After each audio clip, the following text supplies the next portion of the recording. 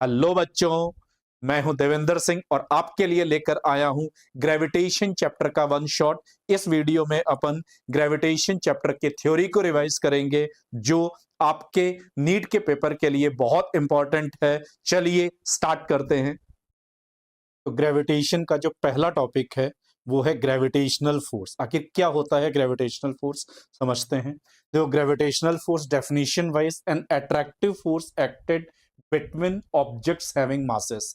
मतलब अगर कोई दो बॉडीज हैं, ये कोई भी दो बॉडीज, इनके पास अगर मास है तो इनके बीच में एक अट्रैक्टिव नेचर का ये फोर्स लगता है।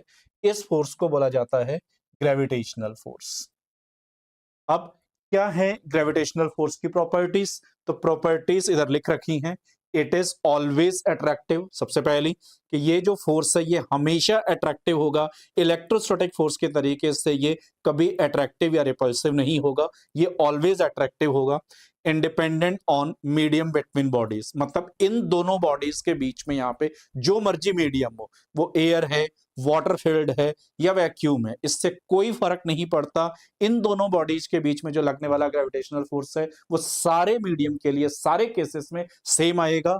तीसरा जो पॉइंट है, gravitational force between two bodies is independent on presence of third body. मतलब इन दोनों बॉडीज के बीच में जो भी फोर्स लग रहा है एफ जी, अगर अपन एक तीसरी बॉडी को ले आते हैं तो इस तीसरी वाली बॉडी से इन दोनों बॉडीज में जितना फोर्स लग रहा था उस फोर्स में कोई चेंज नहीं होगा। हाँ, थर्ड वाली बॉडी फर्स्ट और सेकंड पे एक नया फोर्स लगाने लग जाएगी, लेकिन फर्स्ट और सेकंड बॉडी में जितना पहले फोर्स लग रहा था जब इस थर्ड बॉडी को नहीं रखा गया था और जब थर्ड बॉडी को रखा गया है, दोनों कंडीशंस में फर्स्ट और सेकंड बॉडी के बीच में लगने वाला जो ग्रेविटेशनल फोर्स है वो सेम रहेगा, वो चेंज नहीं होगा।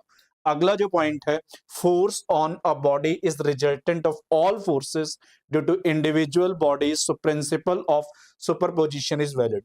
यहीं से समझते हैं, अगर ये तीन बॉडीज हैं और फर्स्ट वाली बॉडी पे अपन को ग्रेविटेशनल फोर्स कैलकुलेट करना है तो इस पे दो फोर्स लग रहे होंगे। एक सेकंड वाली बॉडी लगा रही होगी, वो अपनी तरफ को अट्रैक्ट कर रही होगी, एक जो थर्ड वाली बॉडी है वो भी अपनी तरफ को अट्रैक्ट कर रही होगी। तो इस पे लगने वाले जो फोर्सेस होंगे वो अब एक से ज्यादा होंगे। दो बॉडीज है तो दो होंगे, तीन बॉडीज होती तो तीन, चार बॉडीज होती तो चार। मतलब उस बॉडी पे जितने भी ग्रेविटेशनल फोर्स लग रहे होंगे सबका वेक्टर सम कर दीजिए, वो नेट रिजल्टेंट ग्रेविटेशनल फोर्स हो जाएगा। अगला पॉइंट है, it follow inverse square law. देखो, जो फॉर्मूला है वो F is equal to G m1 m2 divided by R square होता है।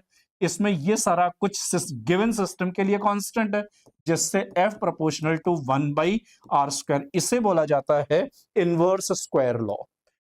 It is the weakest force among all fundamental particles. Total चार टाइप के फंडामेंटल फोर्सेस हैं, ग्रेविटेशनल फोर्स, इलेक्ट्रोमैग्नेटिक फोर्स, तीसरा वीक न्यूक्लियर और चौथा स्ट्रॉन्ग न्यूक्लियर। इन चारों forces में सबसे जो वीकेस्ट फोर्स है वो ग्रेविटेशनल फोर्स ही होता है।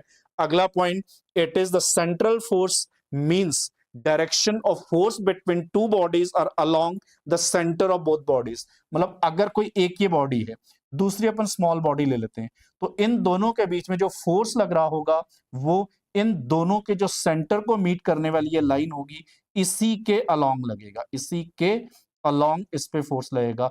मतलब ये जो फोर्स है ग्रेविटेशनल फोर्स, ये एक टाइप का सेंट्रल फोर्स है। अगला, it is conservative force, work done bye it does not depend upon path followed. Conservative force क्या होता है सबको पता होगा। तो ग्रेविटेशनल फोर्स जो ये भी एक कंजर्वेटिव फोर्स है, और कंजर्वेटिव फोर्स की वजह से जो वर्क होता है वो कभी भी पाथ पे डिपेंड नहीं करता। तो सीधी सी बात है, ग्रेविटेशन फोर्स के लिए भी नहीं करेगा। The formula is valid for point mass. Point masses के लिए ही जो फॉर्मूला अपन ये पढ़ते हैं ये वैलिड होता है। In case of spherical bodies at large distance, whole mass is assumed to centre. मतलब इसमें अगर ये दो प्लैनेट्स हैं और इनके बीच की जो डिस्टेंस है वो बहुत ज्यादा है, तो उस डिस्टेंस के सामने जो इनकी रेडियस होगी वो नेग्लिजिबल हो जाएगी। तो ये लार्ज डिस्टेंस के लिए प्लैनेट्स भी एक स्मॉल बॉडी की तरह ही ट्रीट होंगे, मतलब उनमें भी ग्रेविटेशनल फोर्स का ये वाला फॉर्मूला लगेगा। और सबसे लास्ट है, its range is up to infinite. मतलब दो बॉडीज अगर इनफाइनाइट डिस्टेंस पे भी रखी हैं तब भी उनके बीच में ग्रेविटेशनल फोर्स लगता है। नेक्स्ट टॉपिक है न्यूटन्स लॉ ऑफ ग्रेविटेशन। क्या कहता है ये law? gravitational force between two objects is proportional to multiplication of both masses and inverse proportional to square of distance between bodies. मतलब अगर ये दो बॉडीज हैं, एक का मास m1 दूसरे का मास है m2 और इनके बीच का जो गैप है ये r है, देन जो फोर्स आएगा वो एक तो प्रोपोर्शनल होता है m1 m2 के, और ये फोर्स इनवर्सली प्रोपोर्शनल होता है r स्क्वायर के। मतलब ओवरऑल जो gravitational force between two bodies formula है वो gm1 m2 divided by r square होता है। इसमें g यहाँ पे यूनिवर्सल ग्रेविटेशनल कांस्टेंट है जिसकी value 6.67 into 10 to the power -11 newton metre square per KG square होता है।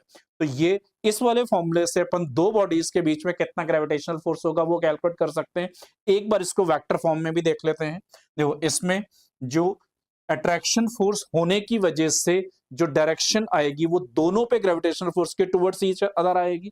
मतलब अगर मैं F12 लिखता हूं तो इस पे वेक्टर लगाते ही F21 कितना होगा, magnitude wise gm1 m2 divided by r square, इतना तो इसका मैग्नीट्यूड है।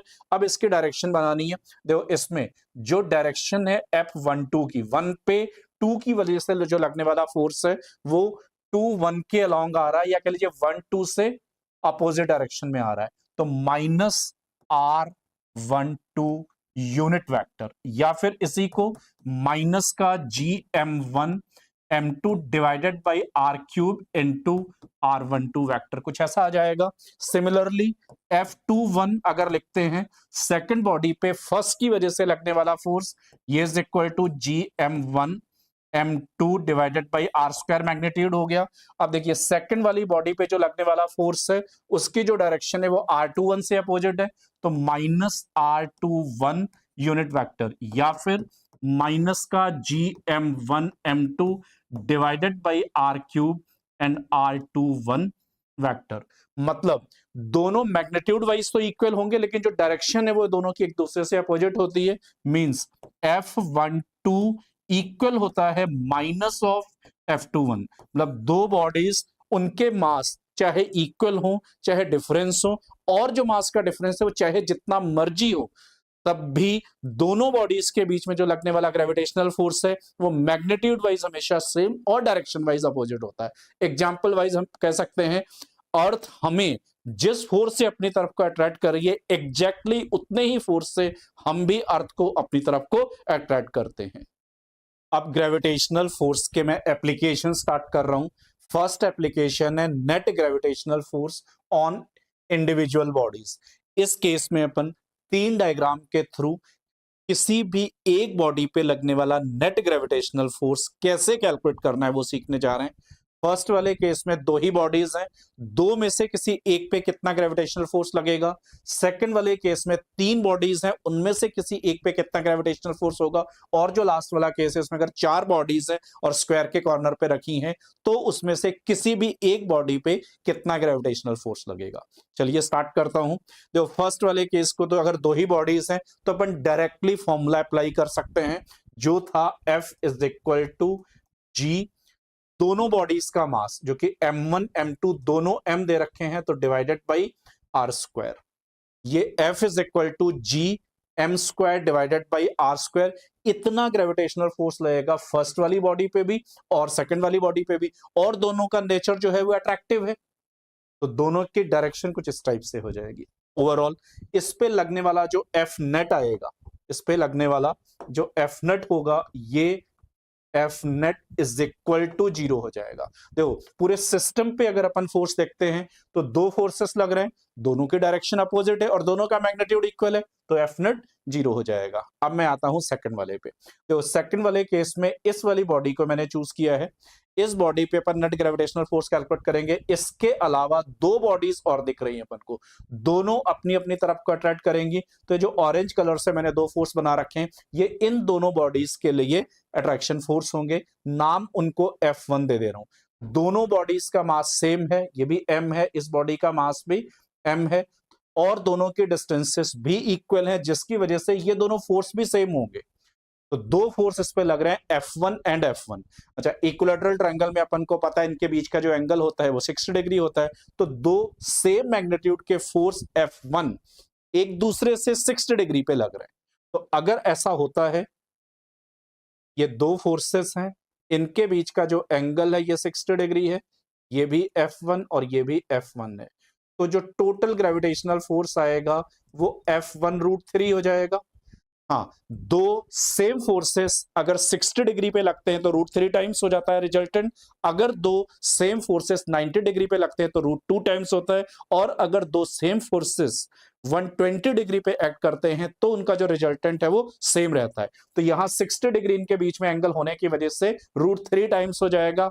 अब हमें F1 की वैल्यू पुट करनी है। F1 मतलब इन दोनों बॉडीज के बीच में लगने वाला फोर्स, ये is equal to Newton's law of gravitation जो Gm1 m2 by r square है।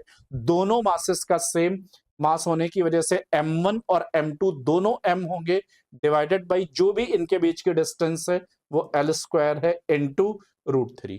ये आएगा किसी भी एक बॉडी पे लगने वाला नेट ग्रेविटेशनल फोर्स। जब पूरे सिस्टम पे अगर देखेंगे उसके लिए इस बॉडी पे जितना अपन ने ये फोर्स कैलकुलेट किया, ये टुवर्ड्स सेंटर या सेंट्रॉइड लग रहा होगा, इतना ही फोर्स सेकंड बॉडी पे, इतना ही फोर्स थर्ड बॉडी पे, और तीनों फोर्स की डायरेक्शन टुवर्ड सेंटर होगी।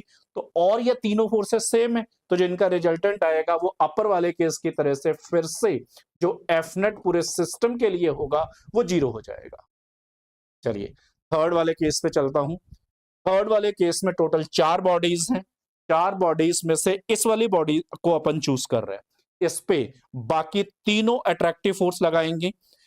इस वाली बॉडी के लिए attractive force upward, second body के लिए कुछ इस डायरेक्शन में, थर्ड बॉडी के लिए इस डायरेक्शन में। इन दोनों बॉडीज का जो फोर्स आएगा वो सेम होगा F1 एंड F1, जबकि इसके डिस्टेंस ज्यादा होने की वजह से इस पे जो फोर्स आएगा उसका मैग्नीट्यूड अलग होगा, उसको F2 नाम दे दिया। ओवरऑल देखो F1 और F1 म्यूचुअली परपेंडिकुलर होने की वजह से इन दोनों का जो रिजल्टेंट है वो F1√2 आ जाएगा, और एक F2 भी उसी डायरेक्शन में था। तो F1√2 और F2 सेम डायरेक्शन में हो गए, जिससे जो टोटल ग्रेविटेशनल फोर्स होगा वो F1√2 प्लस F2 के इक्वल आ जाएगा। अब F1 इन दोनों बॉडीज के बीच में लगने वाला फोर्स है, जिसे हम Gm² divided by L square बोल सकते हैं, √2 पहले से था। F2 जो फोर्स है, जो डायगोनली अपोजिट बॉडीज है उनके बीच में लगने वाला फोर्स है, तो ये Gm² डिवाइडेड बाई L√2 का होल स्क्वायर हो जाएगा। इसको हम सॉल्व करेंगे तो ये Gm² √2 divided by L square plus Gm² divided by 2L square, कुछ इतना ग्रेविटेशनल फोर्स आएगा किसी भी एक बॉडी पे। अब ये अपन ने केवल इस वाली बॉडी के लिए कैलकुलेट किया था, इतना ही फोर्स इन तीनों बॉडीज पे भी होगा, और डायरेक्शन इसकी हमेशा टुवर्ड सेंटर आएगी। तीनों ही केसेस में अपन ने ऐसा ही देखा, किसी भी इंडिविजुअल बॉडी पे जो भी फोर्स लग रहा है वो हमेशा टुवर्ड सेंटर ही लग रहा है। इसमें भी टुवर्ड सेंटर था, इसमें भी टुवर्ड सेंटर ही लग रहा है। तो जो रिजल्टेंट फोर्स आएगा पूरे सिस्टम पे वो यहां पे भी एफ नेट इक्वल टू 0 होगा। मतलब चाहे 2 बॉडीज का केस हो, चाहे 3 बॉडीज का केस हो, चाहे 4 बॉडीज का केस हो, सारे केसेस में इंडिविजुअली फोर्स तो नॉन जीरो आ रहा है हर एक बॉडी पे, लेकिन पूरे सिस्टम पे लगने वाला जो नेट ग्रेविटेशनल फोर्स है वो 0 आ रहा है। तो यहां से अपन एक स्टेटमेंट बोल सकते हैं कि कितनी भी बॉडीज हैं उन सारी बॉडीज पे जो नेट ग्रेविटेशनल फोर्स लगता है वो ऑलवेज 0 होता है। मतलब system of masses is always in equilibrium. कोई भी अगर कई सारी बॉडीज हैं तो उन पे लगने वाला जो नेट ग्रेविटेशनल फोर्स होगा वो ऑलवेज 0 होगा। मतलब कोई भी सिस्टम ऑफ मासेस जो होगा वो हमेशा इक्विलिब्रियम में ही होगा। तो इस पे बेस्ड एक स्टेटमेंट है, if all bodies are released from their position, the center of mass of system remains at rest while individual bodies accelerates towards their center of mass। अभी अपन ने सीखा जितनी मर्जी बॉडीज हैं उन सिस्टम पे लगने वाला जो नेट रिजल्टेंट ग्रेविटेशनल फोर्स है वो हमेशा 0 होता है। तो अगर एफ नेट उस सिस्टम पे 0 है तो एफ नेट 0 होने के अलावा ए नेट जो होगा वो भी 0 आएगा। तो ए नेट इज इक्वल टू 0। मतलब 2 बॉडीज हैं या 3 बॉडीज हैं, अभी अपन पहले पढ़ चुके हैं ये। इनमें इंडिविजुअली तो हर एक बॉडी पे, इस पे भी फोर्स लग रहा था, इस पे भी फोर्स लग रहा था, पर रिजल्टेंट फोर्स पूरे सिस्टम पे कितना था? 0। अब अगर इनको रिलीज कर दे, छोड़ दे यहां से, तो दोनों इस वाले फोर्स की वजह से, इस अट्रैक्शन फोर्स की वजह से एक दूसरे की तरफ को मूव करेंगी, लेकिन इनका जो सेंटर ऑफ मास होगा वो अपनी जगह से नहीं हिलेगा। मतलब पूरे सिस्टम का जो एक्सेलरेशन होगा सेंटर ऑफ मास का, वो रेस्ट में रहेगा, पर इंडिविजुअली इस बॉडी का भी एक्सेलरेशन आएगा, सेकंड का भी आएगा। ऐसे ही जब ये 3 बॉडीज हैं और इन तीनों को अपन रिलीज कर देते हैं, तो पूरे सिस्टम का जो सेंटर ऑफ मास होगा वो यहां कहीं होगा, वो हमेशा यही रहेगा। लेकिन ये तीनों बॉडीज टूवर्ड्स सेंटर मूव करने लग जाएंगी, एक्सेलरेट होंगी, तो इन तीनों बॉडीज का अपना एक्सेलरेशन नॉन जीरो होगा, लेकिन पूरे सिस्टम का जो एक्सेलरेशन है वो इसमें 0 आएगा। अगला जो स्टेटमेंट है, no net gravitational force on system of bodies is always 0, जिस पे अपन अभी डिस्कस कर रहे थे, but on individual bodies may और may not be 0। So system is always in equilibrium while individual bodies may और मे नॉट बी। मतलब पूरा सिस्टम तो हमेशा इक्विलिब्रियम में होगा। वो 10 बॉडीज का सिस्टम है, 20 का है, 50 बॉडीज का सिस्टम है, मास चाहे जो मर्जी हो, जैसा मर्जी सिस्टम है, लेकिन मासेस से बना हुआ एक सिस्टम है, तो जो नेट ग्रेविटेशनल फोर्स आएगा पूरे सिस्टम पे 0 होगा, पर जो इंडिविजुअल बॉडीज होंगी उन पे जो ग्रेविटेशनल फोर्स होगा वो किसी बॉडी पे 0 हो भी सकता है और नहीं भी। अब इसका दूसरा एप्लीकेशन है velocity and time period of circulating bodies due to gravitational force. अगर बॉडीज ग्रेविटेशनल फोर्स की वजह से सर्कुलेट होती हैं, तो उनका टाइम पीरियड और उनकी वेलोसिटी कितनी आएगी। तो इसमें ये 2 बॉडीज ली हैं, इनमें म्यूचुअल जो ग्रेविटेशनल फोर्स अट्रैक्शन का लगेगा, इस वाले फोर्स की वजह से ये यूं सर्कुलेट हो सकती हैं, और जो वेलोसिटी है उसको v सपोज किया है, तो किस वेलोसिटी से ये सर्कुलेट होंगी ये अपन को यहां पे देखना है, किस वेलोसिटी से सर्कुलेट होंगी और कितना इनका टाइम पीरियड आएगा। एक बार 2 बॉडीज का सिस्टम लिया है और दूसरी बार इसी को 3 बॉडीज के सिस्टम से सॉल्व करना है। तो मैं फर्स्ट वाला केस देख रहा हूं, तो इसमें जो बेसिक कंसेप्ट लगेगा वो ये है कि जो सेंट्रिपेटल फोर्स की रिक्वायरमेंट होती है सर्कुलेट होने के लिए, वो मिल रहा है ग्रेविटेशनल फोर्स से। सेंट्रिपेटल फोर्स का फॉर्मूला mv²/r, या इसको mr⍵² भी लिख सकते हैं, is equal to gravitational force इन दोनों बॉडीज के बीच में अभी अपन ने फाइंड किया, जो कि gm²/l² होगा। एक m कैंसिल हो जाएगा, हाँ इस रेडियस की जगह एक बार मैं वैल्यू पुट कर दूं, उसके बाद कैंसिल करते हैं। एक m तो कैंसिल हो गया, v² डिवाइडेड बाई r जो आएगा, देखो यहाँ पे दोनों बॉडीज के बीच की जो टोटल डिस्टेंस है वो l दे रखी है, तो जो रेडियस आएगी ये इतनी, वो l/2 होगी। तो r की जगह l/2 is equal to g, एक m बचा था, डिवाइडेड बाई l²। अब एक l भी कैंसिल हो जाएगा, जिससे v इज इक्वल टू आ रहा है √of gm divided by 2l। Basically आपको जो बात ध्यान रखनी है वो केवल इतनी सी है कि सेंट्रिपेटल फोर्स की तरह ग्रेविटेशनल फोर्स बिहेव करेगा, उसी से आप कैलकुलेट कर सकते हो। चाहो तो आप इस फॉर्मूले को भी रट सकते हो, लेकिन क्योंकि क्वेश्चन में 2 बॉडीज 3 बॉडीज या कितने भी पूछा जा सकता है, तो ज्यादा बेटर ये है कि हम FC is equal to FG ध्यान रखें, उसी से कैलकुलेट करें। अगले वाले में भी अब 3 बॉडीज आ गई, तीनों सर्कुलेट हो रही हैं, और उनके भी सर्कुलेट होने का कारण म्यूचुअल ग्रेविटेशनल फोर्स होगा, तो इनके लिए भी जो FC होगा उसकी तरह FG बिहेव करेगा। सेंट्रिपेटल फोर्स फिर से mv² रेडियस। अच्छा, इसमें अगर इन तीनों के बीच की लेंथ या इक्विलैटरल जो ट्रायंगल बन रहा था उसकी लेंथ, जो साइड है वो l है, तो जो ये सेंट्रोइड तक की डिस्टेंस आएगी जिसको रेडियस लेंगे, क्योंकि सेंट्रोइड के अबाउट ही तो ये सारी सर्कुलेट हो रही होंगी, तो ये r आएगा। r की जो वैल्यू आएगी वो यहां से l/√3 होगी, इज इक्वल टू किसी भी एक बॉडी पे लगने वाला जो नेट ग्रेविटेशनल फोर्स है वो अभी अपन ने फाइंड किया था, उसकी value gm² divided by l² into √3 आ रही थी। या फिर एक m कैंसिल करके एक l कैंसिल कर देते हैं, v² की वैल्यू यहां से gm√3 डिवाइडेड बाई √3 भी कैंसिल ही हो जाएगा, डिवाइडेड बाई इसमें l² था तो ये l√3 आएगा, ये कैंसिल होकर के v की value √of gm divided by l आ रही है कुछ। अब अगर हमें दूसरा वाला जो पार्ट था टाइम पीरियड कैलकुलेट करना है, तो टाइम पीरियड के लिए फिर से अपन FC इक्वल टू FG ही यूज करेंगे, बस अब m रेडियस जो भी होगी यहाँ पे mr⍵² is equal to F G जो कि G M square divided by L square था, और इस रेडियस की जगह हम r is equal to first वाले में l बाई टू पुट करेंगे। अब सेकंड वाले पे आता हूं, फिर से F C equal to F G, जिसमें m r की जगह इसमें l बाई रूट थ्री था, into omega square is equal to G M square divided by L square root three, कुछ ऐसा आ जाएगा। बस इसको सॉल्व करके यहां से हम ओमेगा फाइंड कर सकते हैं, इधर से भी ओमेगा फाइंड हो जाएगा, और टाइम पीरियड का फॉर्मूला 2 पाई बाई ओमेगा है, जिसमें ओमेगा की वैल्यू पुट करके अपन टाइम पीरियड कैलकुलेट कर सकते हैं।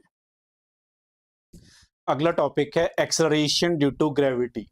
It is uniform acceleration produced in free falling body solely under influence of gravitational field. मतलब अगर किसी बॉडी को अपन कुछ हाइट से ऐसे ड्रॉप कर दें, तो जिस एक्सेलरेशन से वो टुवर्ड्स अर्थ मूव करेगा उसी को अपन एक्सेलरेशन ड्यू टू ग्रेविटी बोलते हैं।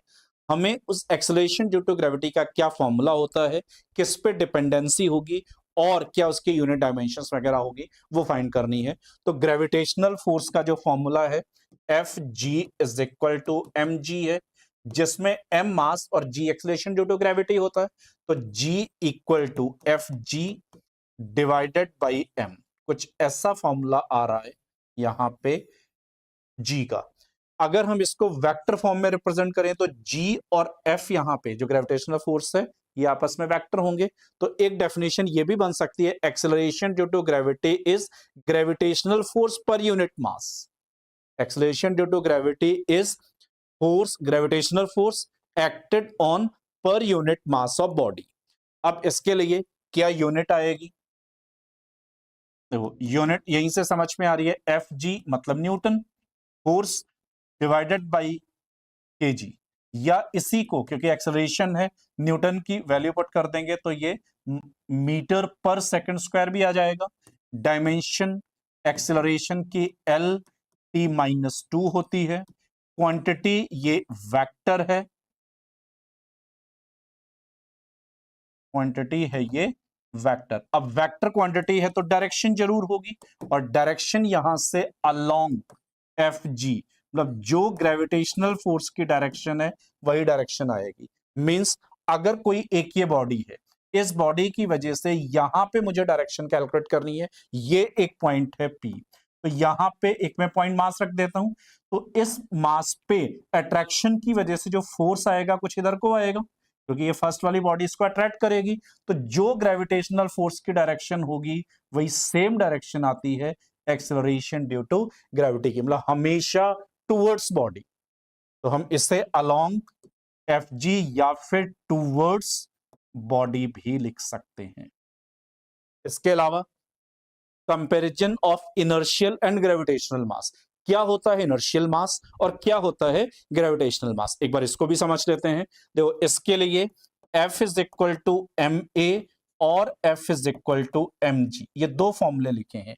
फर्स्ट वाला जो फॉर्मूला है इसमें जो m यूज हो रहा है इसको बोला जाता है इनर्शियल, और जो सेकंड वाला है जिसमें ग्रेविटेशनल फोर्स लग रहा है इसमें जो m मास यूज हो रहा है इससे बोला जाता है ग्रेविटेशनल मास। मींस अगर कोई बॉडी ग्रेविटेशनल फोर्स के अंडर एक्सेलरेट हो रही होगी तब जो उसका मास होगा वो ग्रेविटेशनल मास है, और अगर हमने कोई उस पे और कोई भी एक्सटर्नल फोर्स लगा रखा है जिसकी वजह से बॉडी मूव कर रही है, एक्सेलरेट हो रही है, उस वाले मास को बोला जाता है इनर्शियल मास। मतलब इनर्शियल मास का मतलब है अगर बॉडी किसी एक्सटर्नल फोर्स के इन्फ्लुएंस में है और अगर वही अंडर ग्रेविटी है, ग्रेविटेशनल फोर्स के अंडर में वो मूव कर रही है, एक्सीलरेट हो रही है, तब जो उसका मास होगा उसे बोला जाएगा ग्रेविटेशनल मास। और किसी भी बॉडी के लिए दोनों मास हमेशा सेम होते हैं। अब कोई भी बॉडी है, मेरे पास पेन है, अगर इस पेन को मैं यूं छोड़ देता हूं तो ये अंडर ग्रेविटी गिरेगा, तब इसका जो मास होगा, और अगर मैं खुद इस पे फोर्स लगा के इसको मूव कराता हूं तब जो इसका मास होगा वो दोनों सेम है। तो मतलब इनर्शियल मास और ग्रेविटेशनल मास हमेशा सेम होते हैं किसी भी बॉडी के लिए। अब किसी स्फेरिकल बॉडी के लिए कितनी आएगी एक्सेलरेशन ड्यू टू ग्रेविटी, तो ये एक स्फेरिकल बॉडी है जिसका मास यहाँ पे capital M, radius capital R है, इसके सेंटर से स्मॉल r डिस्टेंस पे एक पॉइंट दिया है, इस पॉइंट पे हमें कैलकुलेट करनी है एक्सेलरेशन ड्यू टू ग्रेविटी। तो यहाँ एक स्मॉल पार्टिकल रख लेते हैं जिसका मास M है। अभी अपन ने देखा G का formula gravitational force upon mass होता है, तो ग्रेविटेशनल फोर्स यहाँ पे G capital M first body का mass into small m divided by r square, और इस बॉडी का खुद का मास स्मॉल m है, ये कैंसिल हो जाएगा, जिससे एक्सेलरेशन ड्यू टू ग्रेविटी का जो फॉर्मूला है वो gm/r² आ रहा है, जिसमें g universal gravitational constant, capital M जो सेंट्रल बॉडी होगी उसका मास होगा, जो बॉडी एक्सेलरेट कर रही होगी उसका मास नहीं है ये, उसके अलावा सेंटर से, सेंट्रल बॉडी के सेंटर से ऑब्जर्विंग पॉइंट तक की जो डिस्टेंस होगी वो स्मॉल r है। इसके अलावा डिपेंडेंसी देखो किस पे है, फॉर्मूले में कैपिटल M और R आए, मतलब मास ऑफ सेंट्रल बॉडी और पोजीशन ऑफ ऑब्जर्विंग पॉइंट, इन दोनों पे डिपेंड कर रहा है। बात आती है इंडिपेंडेंसी की, कौन सा टर्म है जिसपे इंडिपेंडेंट है स्मॉल g, तो उसमें ये जो बॉडी खुद एक्सेलरेट कर रही होगी उस पे इंडिपेंडेंट है mass of accelerating body, mass of accelerating body. इसी के अलावा हम शेप एंड साइज भी बोल सकते हैं, जो शेप है या साइज कैसा है इस एक्सेलरेटिंग बॉडी का, मतलब मास पे, शेप और साइज एक्सेलरेटिंग बॉडी पे डिपेंड नहीं करती एक्सेलरेशन ड्यू टू ग्रेविटी, जबकि मास ऑफ सेंट्रल बॉडी और सेंट्रल बॉडी के सेंटर से कितने डिस्टेंस पे अपन ऑब्जर्व कर रहे हैं इन पे डिपेंड करती है। नेक्स्ट टॉपिक है variation of g for earth, मतलब अर्थ की जो एक्सेलरेशन ड्यू टू ग्रेविटी है वो किन किन फैक्टर्स पे डिपेंड करेगी। उसके लिए अभी अपन ने पढ़ा, अगर कोई भी प्लैनेट, कोई एक स्फेरिकल बॉडी है, उसकी जो एक्सेलरेशन ड्यू टू ग्रेविटी है वो दो फैक्टर्स पे डिपेंड करती है, मास पे और पोजीशन ऑफ ऑब्जर्विंग पॉइंट पे। अब अगर इस प्लैनेट की जगह अर्थ कर दें तो मास तो फिक्स हो गया, जो 6 × 10⁻24 kg होता है, तो ये वाला पॉइंट पे फिक्स हो गया। अब केवल एक ही पॉइंट बचा, पोजीशन ऑफ ऑब्जर्विंग पॉइंट, मतलब कितनी डिस्टेंस है अर्थ के सेंटर से ऑब्जर्विंग पॉइंट की। तो उसे यहां पे अपन दो तरीके से डिवाइड करते हैं। पहला वाला जो फर्स्ट है वो है height above the earth surface, मतलब सरफेस से कितनी हाइट पे है पॉइंट, ऑब्जर्विंग पॉइंट, और दूसरा depth below the earth surface, इसको भी आगे पढ़ेंगे। तो पहला वाला मैं स्टार्ट कर रहा हूं, height above the earth surface. इसमें ये अर्थ है जिसका मास m और जो रेडियस है वो r है, सरफेस पे a पॉइंट और h हाइट पे b पॉइंट लिया है। इधर जो ग्रेविटी है a पॉइंट पे उसको g से, और जो b पॉइंट पे ग्रेविटी उसको gh डैश से डिनोट कर रहे हैं। अब देखो, अभी जो अपन ने फॉर्मूला पढ़ा उसके हिसाब से एट पॉइंट a, जो a पॉइंट होगा उस पॉइंट की जो ग्रेविटी आएगी एट पॉइंट a, जिसको अपन g से डिनोट कर रहे हैं, ये equal to gm/ capital R² हो जाएगा, क्योंकि स्मॉल r का मतलब सेंटर से ऑब्जर्विंग पॉइंट तक के डिस्टेंस है, जो कैपिटल R ही होगा। अब दूसरा वाला जो केस है इसमें एट पॉइंट b, जो h हाइट का पॉइंट है, इस पॉइंट पे अपन ग्रेविटी को gh डैश ले रहे हैं, ये equal to gm divided by small r। अच्छा, इसके लिए स्मॉल r जो होगा वो कैपिटल R प्लस h, तो यहां पे कैपिटल R प्लस h का होल स्क्वायर ले सकते हैं। ये इन दोनों पॉइंट्स पे ग्रेविटी आ रही है, हमें जो ग्रेविटी फाइंड करनी है वो b पॉइंट की फाइंड करनी है h हाइट पे। तो उसका एक तो फॉर्मूला ये आ गया, ये फॉर्मूला मास के रेस्पेक्ट में और रेडियस के रेस्पेक्ट में आ रहा है इस प्लेनेट के।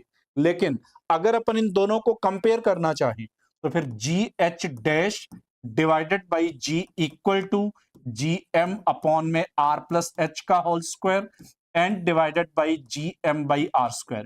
इसको सॉल्व करने पे जो फॉर्मूला आता है gh dash is equal to वो g अपॉन में 1 प्लस h/r का होल स्क्वायर है। एक ये फॉर्मूला है यहाँ पे, ये भी gh डैश का फॉर्मूला है, ये भी gh डैश का फॉर्मूला, मतलब दोनों अर्थ की सरफेस से h हाइट के लिए जो ग्रेविटी होगी उसी को कैलकुलेट करने का काम करेंगे। लेकिन कब कौन सा लगेगा, जो फर्स्ट वाला ये फॉर्मूला है ये तब लगेगा जब इस प्लेनेट का मास और रेडियस दे रखी होगी, और अगर सरफेस पे जो पॉइंट है यहां की ग्रेविटी दे रखी और h हाइट की ग्रेविटी पूछ रहा होगा तो हम इसमें सेकंड फॉर्मूला यूज करेंगे। अब for h much less than r, मतलब अगर हाइट रेडियस ऑफ अर्थ के सामने नेग्लिजिबल है तब ये जो फॉर्मूला होता है बाइनोमियल एक्सपेंशन से gh dash equal to g 1 - 2h/r बन जाता है। तो ये भी एक इसका फॉर्मूला है, लेकिन ये फॉर्मूला केवल और केवल तब वैलिड होगा जब हाइट बहुत कम होगी, 5% ऑफ रेडियस ऑफ अर्थ से कम होगी। अच्छा, रेडियस ऑफ अर्थ है 6400 किलोमीटर, उसके जो 5% आएगी वो कुछ 300 कुछ किलोमीटर के आसपास आएगी। तो अगर 100 किलोमीटर या कुछ मीटर्स वगैरह में डिस्टेंस दे रखी है तब तो अपन इसको कैलकुलेट पुट कर सकते हैं, लेकिन ये जनरल फॉर्मूला है, ये किसी भी हाइट के लिए एप्लीकेबल होगा। अब परसेंटेज चेंज इन ग्रेविटी एक और टॉपिक है यहां पे, परसेंटेज चेंज इन जी।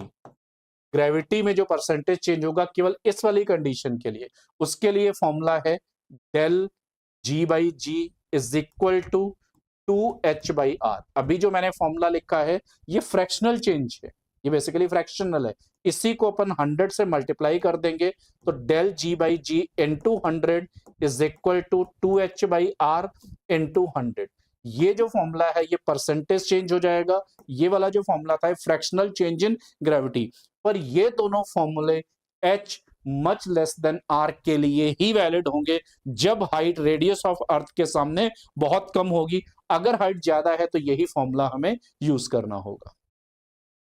अब इसके दूसरे केस पे आते हैं, depth below the earth surface. इसमें फिर से ये प्लैनेट है, इसका मास कैपिटल M है, रेडियस इसकी कैपिटल R है, इसके एक तो सरफेस पे पॉइंट और एक इनसाइड में पॉइंट लिया गया है बी पॉइंट इनसाइड है प्लैनेट के या अर्थ के, और डेप्थ d दे रखी है। तो पहले इन दोनों पॉइंट्स पे कितनी ग्रेविटी होगी एट पॉइंट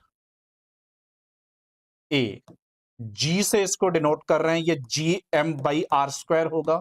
दूसरा है एट पॉइंट B जो कि डेप्थ का पॉइंट है, इस वाले पॉइंट के लिए GD' से डिनोट कर रहे हैं, ये equal to Gm/r divided by r³। ये इसका फॉर्मूला होता है, या फिर स्मॉल r की वैल्यू यहां पे capital R minus d divided by r³ है, ये इसके फॉर्मूले होंगे। इसमें अगर ये डिस्टेंस d है, टोटल डिस्टेंस ये r होती है, उसमें से d सब्ट्रैक्ट कर देंगे तो C पॉइंट से B पॉइंट तक के डिस्टेंस जो स्मॉल r से डिनोट करते हैं वो कैपिटल R माइनस d के इक्विवेलेंट है। अब अगर हम इन दोनों को डिवाइड कर देते हैं तो जो G' है इसका formula G into 1 minus d by r आ जाएगा। तो एक तो ये फॉर्मूला आ रहा है, एक ये फॉर्मूला है, दोनों डेप्थ के लिए ही एप्लीकेबल है, ये भी d डेप्थ के लिए एप्लीकेबल है, ये वाला भी d डेप्थ के लिए एप्लीकेबल है।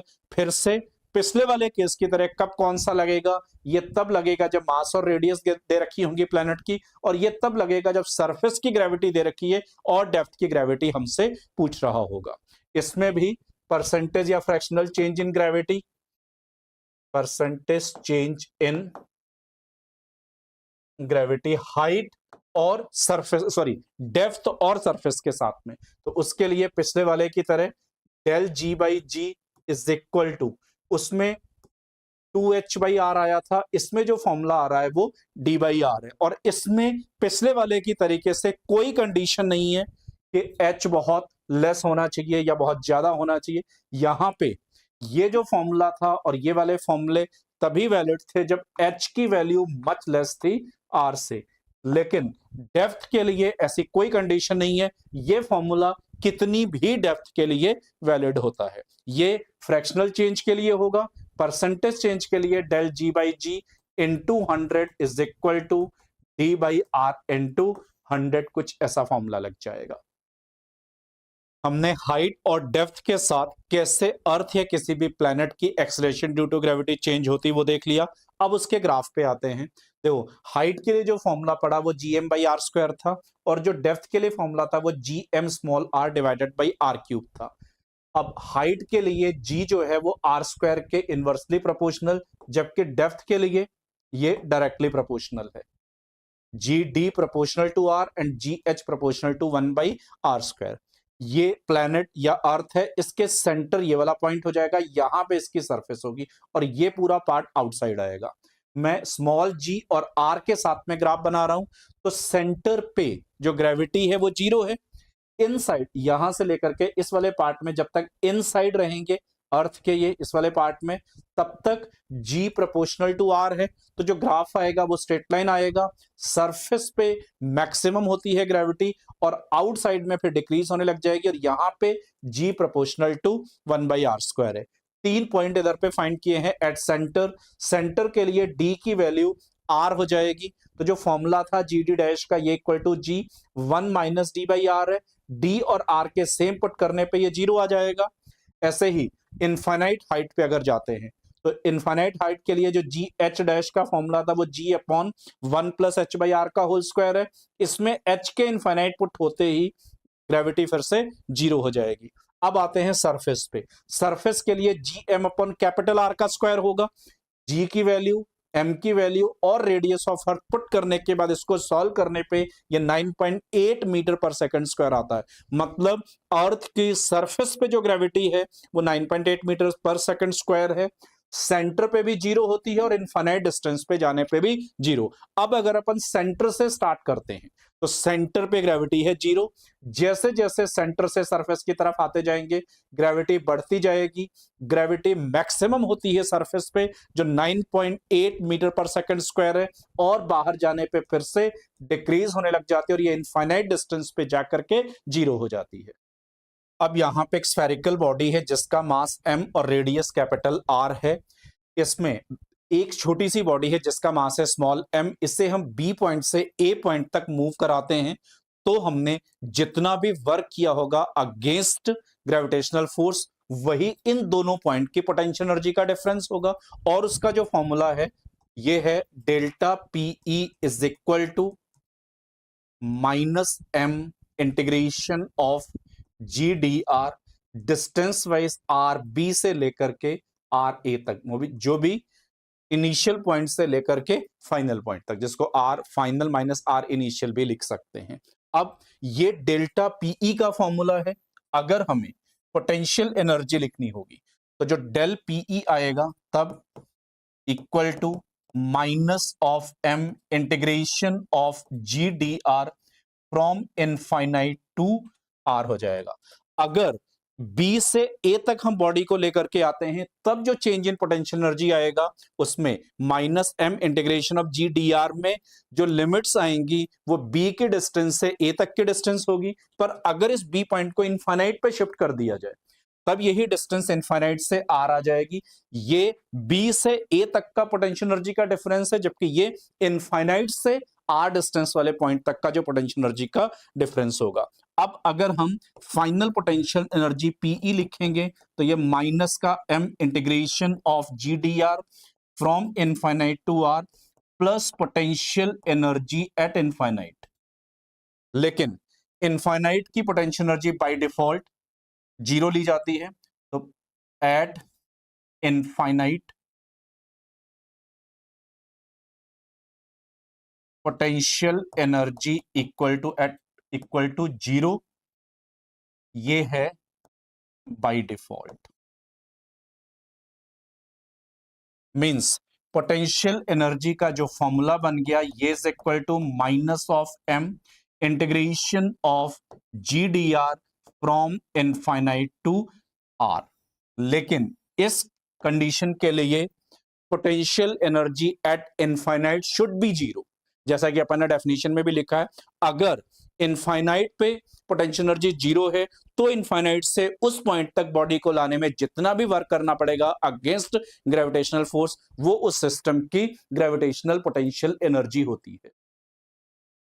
अब अगर दो बॉडीज का एक सिस्टम है उसकी ग्रेविटेशनल पोटेंशियल एनर्जी कैसे होगी, उसके लिए अगर दो बॉडीज और इनके बीच की डिस्टेंस R है तो जो पोटेंशियल एनर्जी का फॉर्मूला है ये is equal to -m integration of GdR from infinite to R होता है। इसमें G की वैल्यू पुट करके इंटीग्रेट करने पे जो पोटेंशियल एनर्जी का फॉर्मूला बनता है वो -G m1 m2 divided by R आता है। ये है दो बॉडीज की पोटेंशियल एनर्जी का फॉर्मूला। मतलब एक पेयर के लिए, दो बॉडीज है तो एक पेयर आएगा, एक पेयर के लिए जो पोटेंशियल एनर्जी का फॉर्मूला है वो है -G m1 m2 divided by R। इसके अलावा जो नंबर ऑफ पेयर्स हैं उसका फॉर्मूला है n × n - 1/2 अगर हमें work done by external force calculate करना होता है तो हम final potential energy minus initial potential energy use करते हैं, और अगर हमें ग्रेविटेशनल फोर्स की वजह से वर्क कैलकुलेट करना है तो हम यही फॉर्मूला यूज कर सकते हैं, पोटेंशियल एनर्जी माइनस या final minus potential energy initial, और बाद में उसका साइन नेगेटिव कर सकते हैं, या फिर work done by gravitational force is equal to potential energy initial minus potential energy final, कुछ ऐसा भी अपन यूज कर सकते हैं। अब अगर तीन बॉडीज का एक सिस्टम है, उसके लिए ग्रेविटेशनल पोटेंशियल एनर्जी फाइंड करनी है, तीनों बॉडीज के मास m1 m2 एंड m3 और उनके बीच के डिस्टेंस कुछ इस टाइप से है, तब सबसे पहले तो नंबर ऑफ पेयर का जो फॉर्मूला था ये equal to n into n-1 divided by 2 था। यहां पे टोटल तीन बॉडीज हैं तो n की जगह अपन 3 पुट कर देंगे, 3 इंटू 2 डिवाइडेड बाई 2, सॉल्व करने पे जो टोटल नंबर ऑफ पेयर्स आएंगे वो 3 आएंगे। अब इसमें तीन पेयर देखो बनेंगे कौन से, एक m1 m2 का पेयर होगा, एक m2 m3 का और एक m1 m3 का।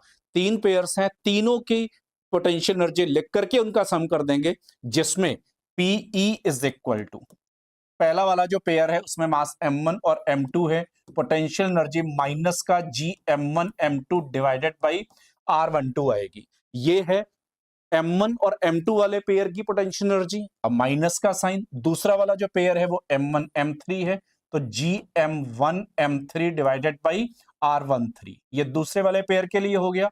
तीसरा वाला जो पेयर है यहाँ पे वो m2 और m3 का है, तो माइनस का Gm2 m3 divided by R23। अब अगर चार बॉडीज का एक सिस्टम है, इसमें चारों बॉडीज का जो मास है उसको अपन m ले लेते हैं, और ये जो डिस्टेंसेस हैं ये सारी r हैं, चारों r डिस्टेंस हैं। देन टोटल कितने पेयर बनेंगे, तो नंबर ऑफ पेयर्स के लिए n is equal to, numbers के लिए ये इक्वल टू n, यहां पे टोटल चार बॉडीज हैं तो 4n हो गया, n-1 3 हो गया, डिवाइडेड बाई 2, सॉल्व करने पे ये 6 आएगा। तो मतलब टोटल इसमें 6 पेयर बनेंगे। कौन से 6 पेयर होंगे, चार तो इस टाइप से ये साइड पेयर्स आ जाएंगे, इसके अलावा दो डायगोनल पेयर्स आएंगे, एक ये डायगोनल पेयर होगा, एक ये डायगोनल पेयर होगा, तो चार साइड पेयर और दो डायगोनल पेयर। अब इसकी पोटेंशियल एनर्जी लिखनी है सिस्टम की, तो PE is equal to -4 pairs तो है साइड वाले, जो Gm1 m2 m square divided by R आएगा, क्योंकि जो साइड वाले पेयर्स होंगे इनमें दो बॉडीज के बीच की डिस्टेंस R है, माइनस दो हैं डायगोनल पेयर्स, उनके लिए Gm स्क्वायर डिवाइडेड बाई, अच्छा जो डायगोनल लेंथ होती है वो R√2 होगी, तो इससे हम R√2 लिख सकते हैं। तो ये चार साइड पेयर्स की पोटेंशियल एनर्जी और ये वाली जो दो डायगोनल पेयर्स आएंगे उनकी पोटेंशियल एनर्जी, और ये टोटल जो होगी ये इन चार बॉडीज से जो बना हुआ सिस्टम है उसकी पोटेंशियल एनर्जी होगी। मतलब अगर हमें पोटेंशियल एनर्जी देखनी है तो पोटेंशियल एनर्जी के लिए सबसे पहले डेफिनेशन क्या है, किसी भी सिस्टम की जो पोटेंशियल एनर्जी होगी उसमें जितनी भी बॉडीज होंगी उसको इनफाइनाइट से उस पॉइंट तक लाने में कितना वर्क करना पड़ेगा against gravitational force. Formula delta P का माइनस का mgdr ही होगा, जहां से जहां तक बॉडी को लेके जा रहे हैं। अगर बी से ए तक लेके जा रहे हैं तो आर बी ए, इनफाइनाइट से आर तक लेके जा रहे हैं तो इनफाइनाइट से आर आ जाएगा। ये लिमिट जिस पोजीशन से इधर इनिशियल और इधर फाइनल पोजीशन आएगी, अगर इनफाइनाइट की पोटेंशियल एनर्जी अपन जीरो लेकर के चल रहे हैं तब उसके लिए माइनस का mgdr इनफाइनाइट से आर, ये जनरल फॉर्मूला है इंटीग्रेशन की फॉर्म में पोटेंशियल एनर्जी का।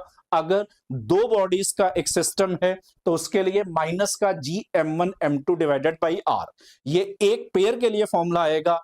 क्वेश्चन में जितनी मर्जी बॉडीज दे रखी हैं, पहले नंबर ऑफ पेयर आप इस फॉर्मूले से कैलकुलेट कर लोगे, जिसमें n का मतलब नंबर ऑफ बॉडीज है, इससे नंबर ऑफ पेयर्स निकल आएंगे। फिर जितने भी पेयर बनेंगे हर पेयर के लिए हम Gm1 m2 by R with negative sign put करके सबको ऐड कर देंगे, वो सिस्टम की पोटेंशियल एनर्जी का फॉर्मूला बन जाएगा। अगले वाले टॉपिक में work done to take a body up to height h from earth surface या फिर चेंज इन पोटेंशियल एनर्जी। देखो ये कोई प्लेनेट या अर्थ है, मास इसका कैपिटल M और जो रेडियस है वो R है। इसमें सरफेस के ए वाले पॉइंट से बी पॉइंट मतलब H हाइट तक एक बॉडी को लेकर के जा रहे हैं, कितना हमें वर्क करना पड़ेगा या कितना चेंज इन पोटेंशियल एनर्जी होगा। तो उसके लिए जो फॉर्मूला है delta PE is equal to mgh divided by 1 plus h by r। ये हमें फॉर्मूला याद रखना है।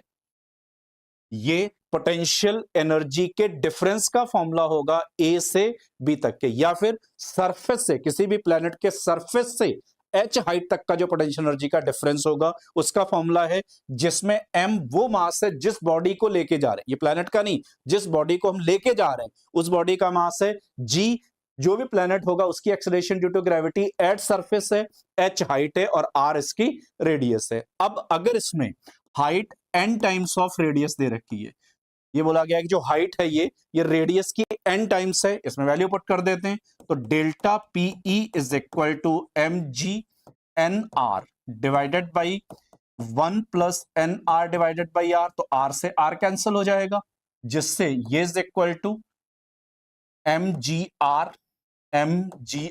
Into n upon n plus 1। कुछ इस टाइप से रिलेशन बन जा रही है, कह सकते हो कि अगर h इक्वल टू nr है तो ये इसका आंसर आएगा।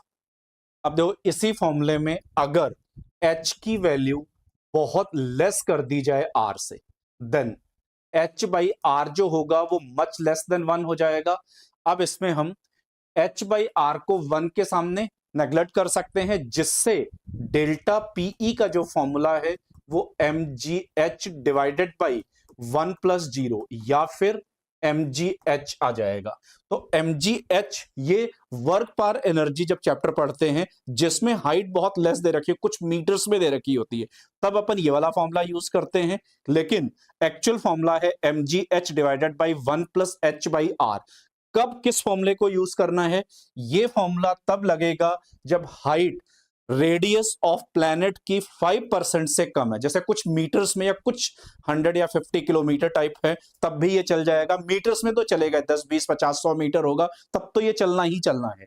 ये फॉर्मूला तब चलेगा जब 1000 किलोमीटर 2000 किलोमीटर 6000 किलोमीटर ऑफ इतने डिस्टेंस मूव करा रहे हैं, जिसमें रेडियस ऑफ अर्थ जो है वो 6400 किलोमीटर है।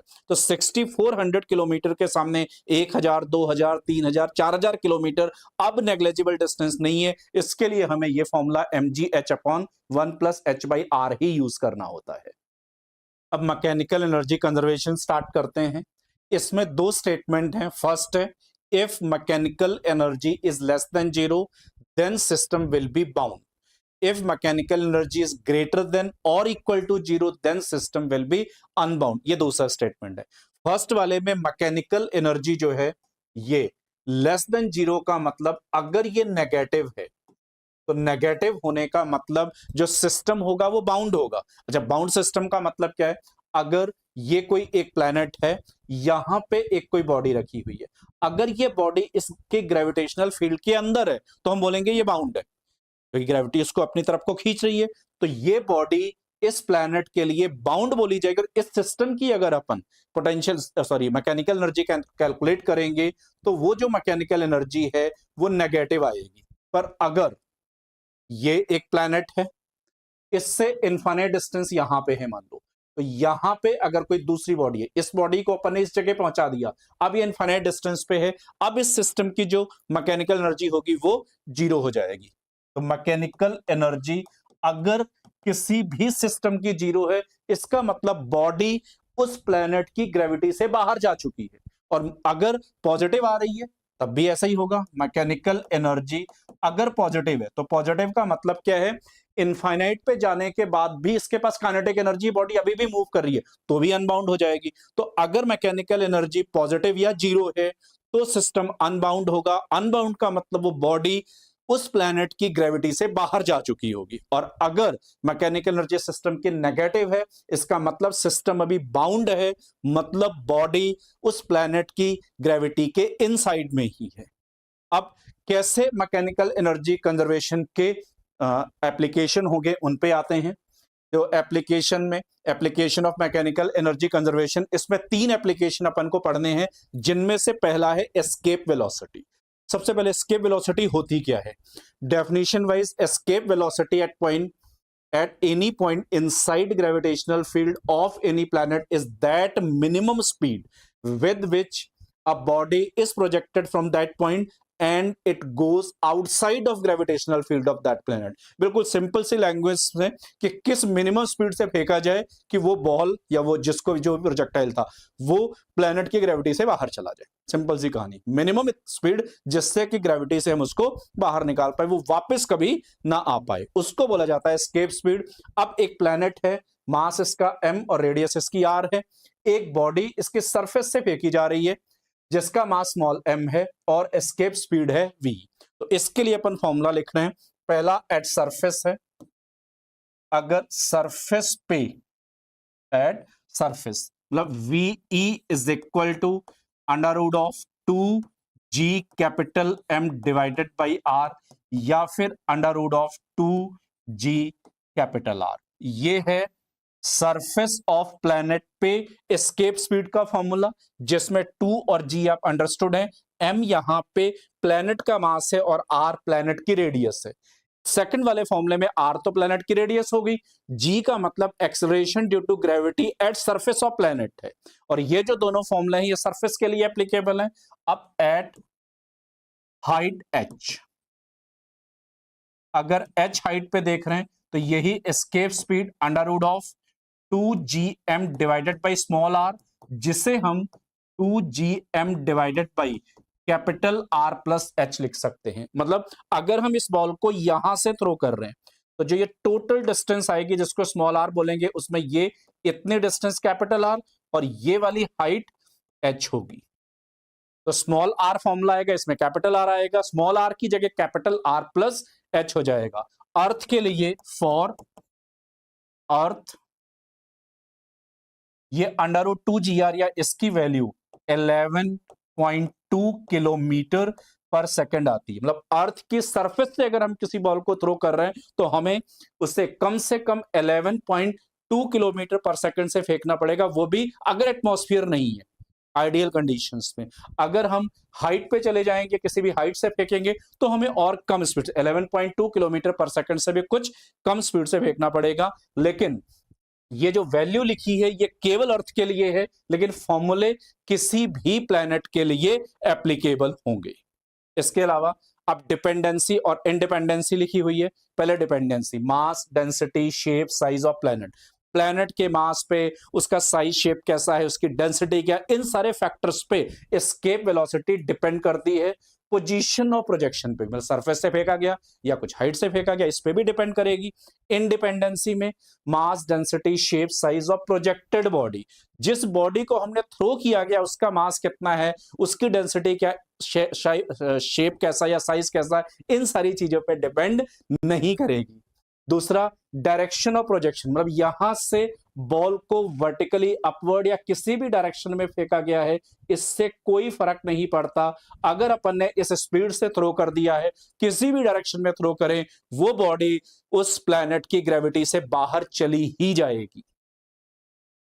चलिए अब आते हैं ब्लैक होल पे, जो बड़ा ही इंटरेस्टिंग टॉपिक होता है बच्चों के लिए, पर अपन को बड़ा थोड़ा सा पढ़ना है क्योंकि अपने सिलेबस में, नीट के सिलेबस में जरा सा पार्ट है, एक छोटी सी कंडीशन है, बस उस कंडीशन को समझना है यहाँ पे। पहले ब्लैक होल की definition, the body whose escape speed is equal to और more than speed of light is known as black whole.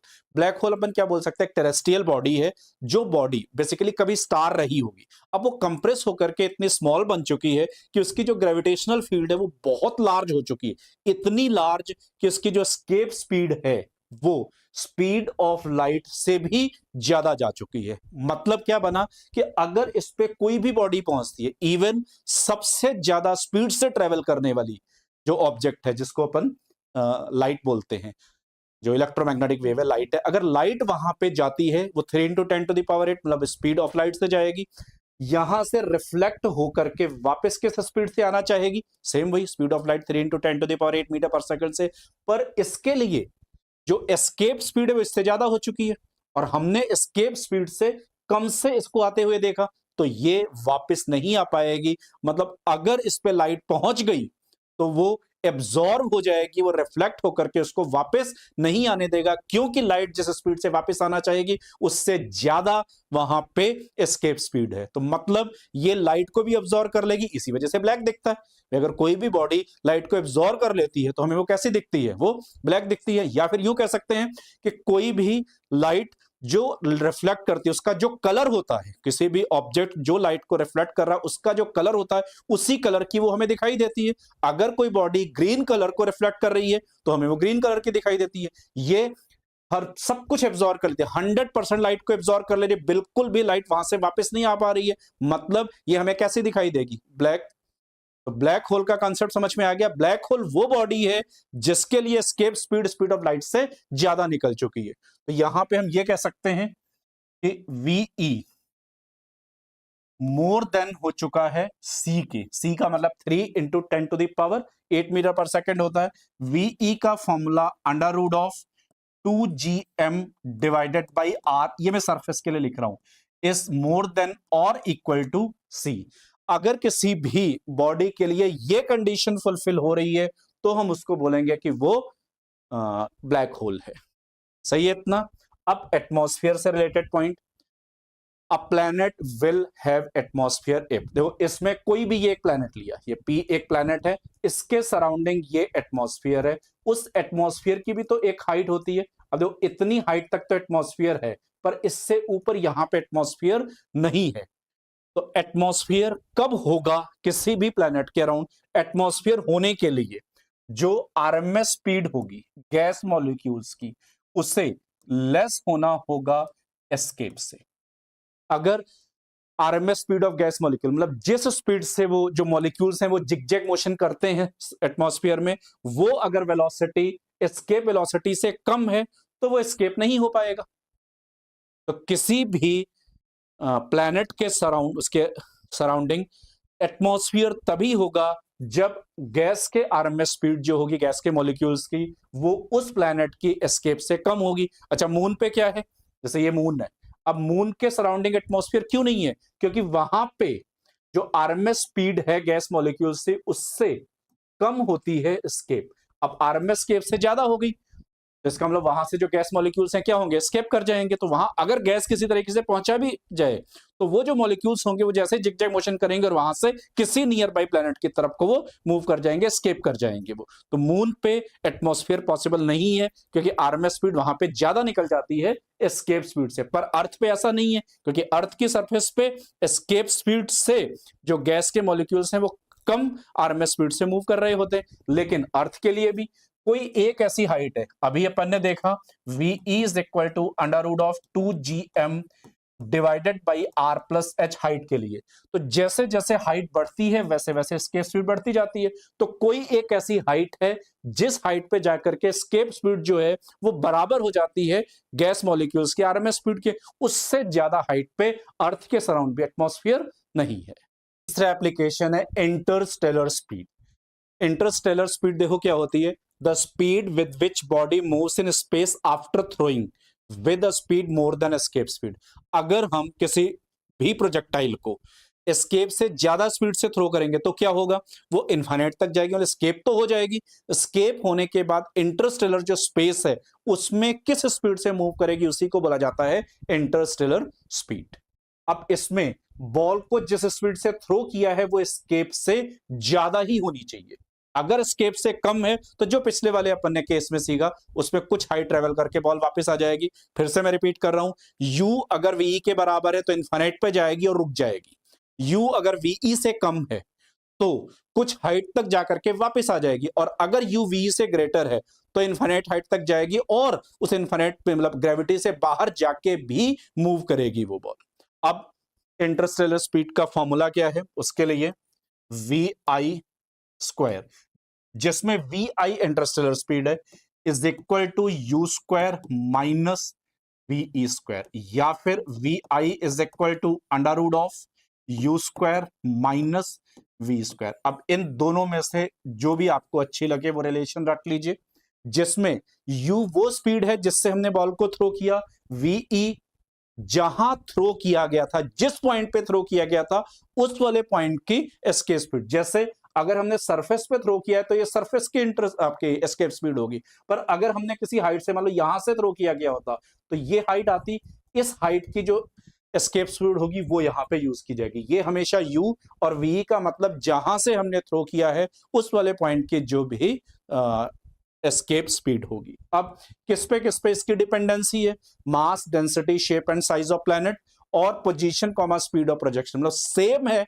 Dependency और इंडिपेंडेंसी जो स्केप के लिए थी, क्योंकि स्केप वाले केस में भी बॉडी स्केप करी थी, इसमें भी स्केप कर जाएगी। उसमें स्केप करने के बाद ग्रेविटी से बाहर जाते रुक जा रही थी, इसमें ग्रेविटी से बाहर जाके भी रुकेगी नहीं, लेकिन स्केप दोनों में हो रहा है, तो दोनों की जो डिपेंडेंसी और इंडिपेंडेंसी है वो एग्जैक्टली सेम है। अब स्टार्ट करते हैं Kepler's law of planetary motion. 3 Kepler के लॉ हैं, जिनमें से पहला लॉ है लॉ ऑफ ऑर्बिट। क्या है ये law? All planets move in elliptical orbit around sun by taking sun at one of its focus. मतलब जितने भी प्लैनेट्स हैं सारे सन को किसी एक फोकस पे लेते हुए उसके सराउंडिंग इलिप्टिकल ऑर्बिट में मूव करते हैं। जैसे इसमें ये सन है, यहां पे ये इलिप्टिकल ऑर्बिट है। इस इलिप्टिकल ऑर्बिट में ये जो मर्जी प्लेनेट हो सारे इलिप्टिकल ऑर्बिट में ही रिवॉल्व करते हैं सन के अराउंड में। अब इसमें जो पाथ है वो इलिप्टिकल है। इलिप्टिकल के लिए ये सेंटर और 2 फोकस होते हैं। अगर सर्कुलर पाथ है कोई भी इस टाइप से, अगर सर्कुलर है, सर्कुलर के लिए सेंटर और दोनों फोकस को इंसाइड कर जाते हैं, पर इलिप्स के लिए तीनों अलग अलग पॉइंट होते हैं। तो इन दोनों में से किसी भी एक फोकस पे सन होता है और जो प्लैनेट का ऑर्बिट है वो हमेशा इलिप्टिकल होता है। दूसरा जो लॉ है वो लॉ ऑफ एरिया है। The radius vector from sun to planet sweeps equal area in equal time interval, या फिर the areal velocity of planet around sun is constant. Constant इसमें छूट गया है, वो मैं लास्ट में ऐड कर देता हूं। Is constant. अब देखो इसमें इलिप्टिकल ऑर्बिट में ये रिवॉल्व कर रहा है कोई भी प्लैनेट। इसके लिए अपन ने ये 2 पोजीशन ली। एक तो ये वाला पार्ट ले लिया, सपोज ये ए पॉइंट से बी पॉइंट तक मूव कर रहा है और इधर ये सी पॉइंट से डी पॉइंट तक मूव कर रहा है। अब ए से बी तक आने में अगर उसने टाइम लिया है t1, टाइम t1 है, और ये वाला जो टाइम है ये t2 है। इधर टाइम कितना है? t1, इधर टाइम है t2।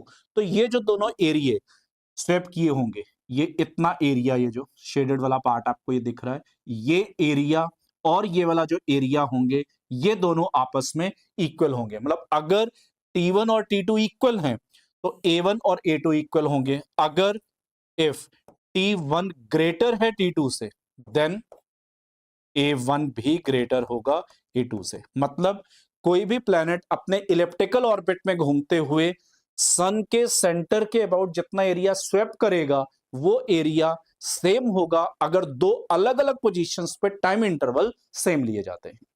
दूसरा जो लॉ है, इसी का दूसरा पार्ट, सेकंड लॉ का एक और पार्ट है, the areal velocity of planet around sun is constant.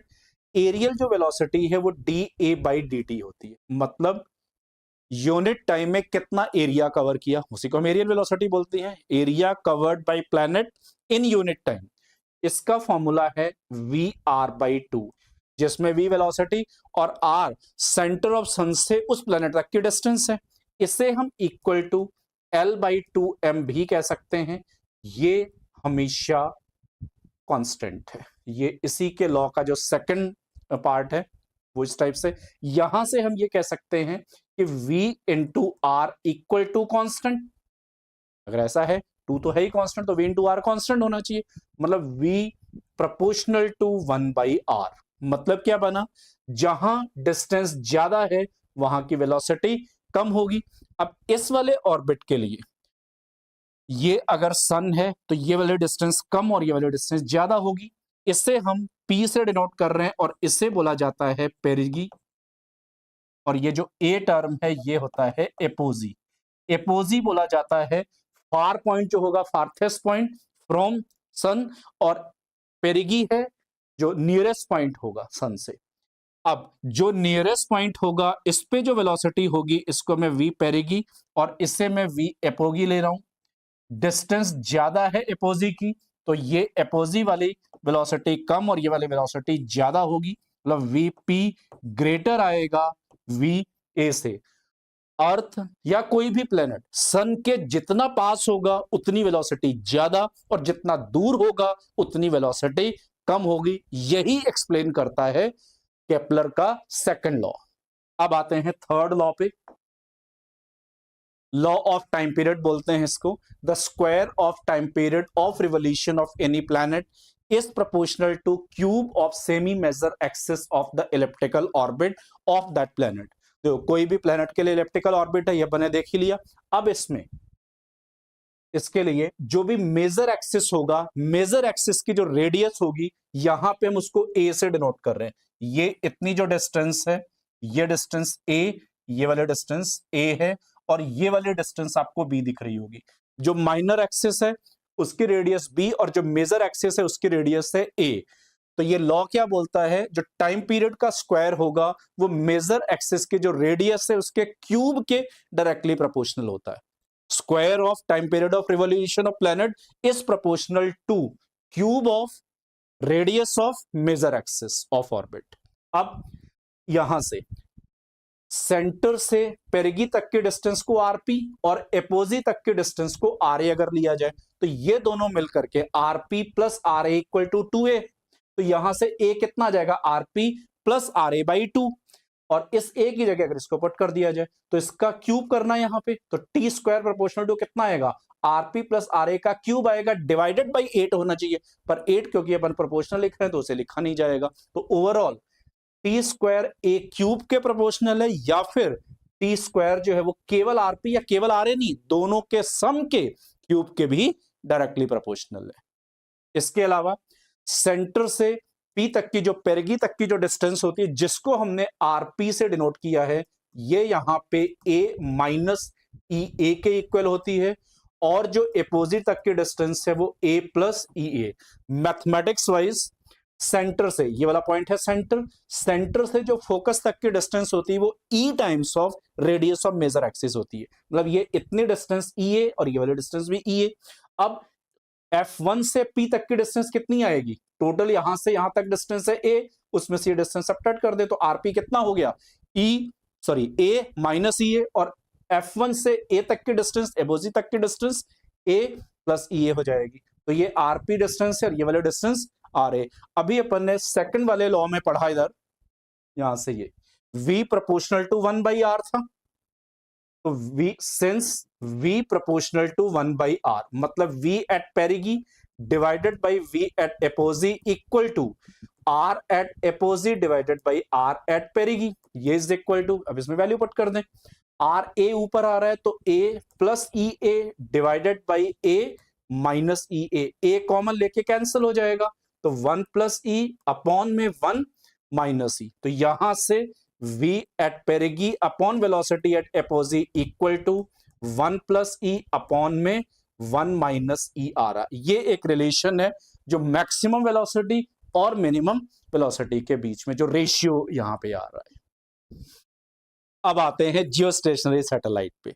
सबसे पहले जियोस्टेशनरी सैटेलाइट क्या होता है, the satellite which remains stationary with respect to earth, मतलब अर्थ के लिए जो हमेशा स्टेशनरी, मतलब जिस स्पीड से अर्थ रोटेट हो रही है अगर उसी स्पीड से वो सैटेलाइट भी रोटेट होती जाएगी तो उसको बोला जाएगा जियोस्टेशनरी सैटेलाइट। और सैटेलाइट बोला जाता है उस टेरेस्ट्रियल बॉडी को जो, या आर्टिफिशियल भी हो सकती है, मतलब वो मैनमेड भी हो सकती है, जो बॉडी अर्थ या किसी भी प्लेनेट के अराउंड में सराउंडिंग रिवॉल्व करती है। एक बॉडी जो किसी भी प्लेनेट के अराउंड रिवॉल्व कर रही होती है उसको हम बोलते हैं सैटेलाइट। और उसमें से जियोस्टेशनरी सैटेलाइट कौन सी है, जो अर्थ के अराउंड रिवॉल्व कर रही हैं और अर्थ एंड उस सैटेलाइट का जो रिवोल्यूशन टाइम पीरियड है या स्पीड जो है एंगुलर वेलोसिटी, वो अगर आपस में इक्वल है। मतलब अगर हम किसी सैटेलाइट को एक किसी भी सिटी, सपोज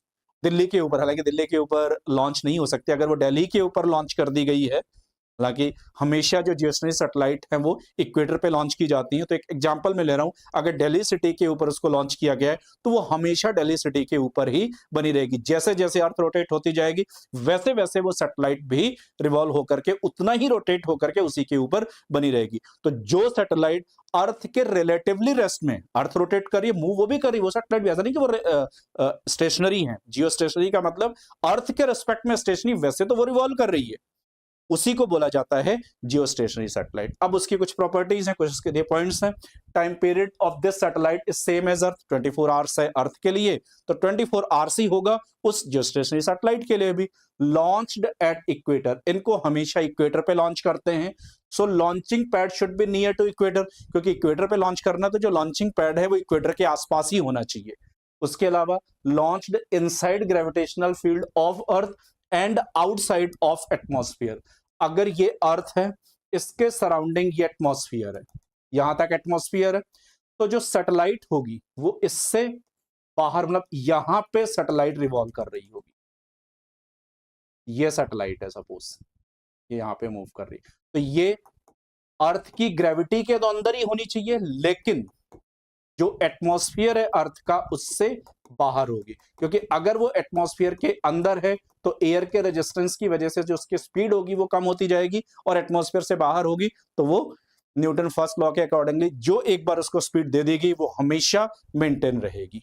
उसके अलावा it is freely falling body. जो जियोस्टेशनरी सैटेलाइट है ये एक फ्रीली फॉल, जैसे हम एक बॉल को छोड़ दें कहीं से भी तो वो जैसे टूवर्ड्स अर्थ गिरती है, वो एक फ्रीली फॉलिंग बॉडी है जो ग्रेविटी की वजह से गिर रही होती है। सिमिलरली सैटेलाइट भी फ्रीली फॉलिंग बॉडी है जो ग्रेविटी की वजह से टुवर्ड्स अर्थ गिर रही है, लेकिन डिफरेंस इतना है कि इसके पास एक हॉरिजॉन्टल वेलोसिटी भी होती है, जिस वेलोसिटी को अपन ऑर्बिटल स्पीड बोलते हैं, वो स्पीड इसको अर्थ से उतनी ही डिस्टेंस पे बनाए रखती है।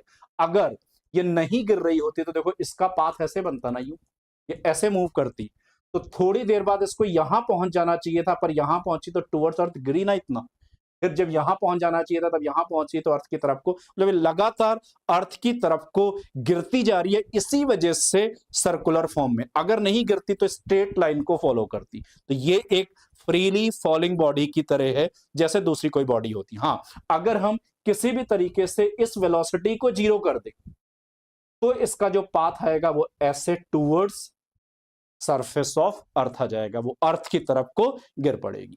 इसके अलावा जो पॉइंट है, height of geostationary satellite is 35,786, जिसको अप्रोक्सीमेटली अपन 36,000 किलोमीटर बोल देते हैं एक इजी कैलकुलेशन के लिए। एग्जैक्ट कितना है 35,786, जो ऑलमोस्ट 36,000 किलोमीटर, और ये हाइट है, टोटल डिस्टेंस नहीं है।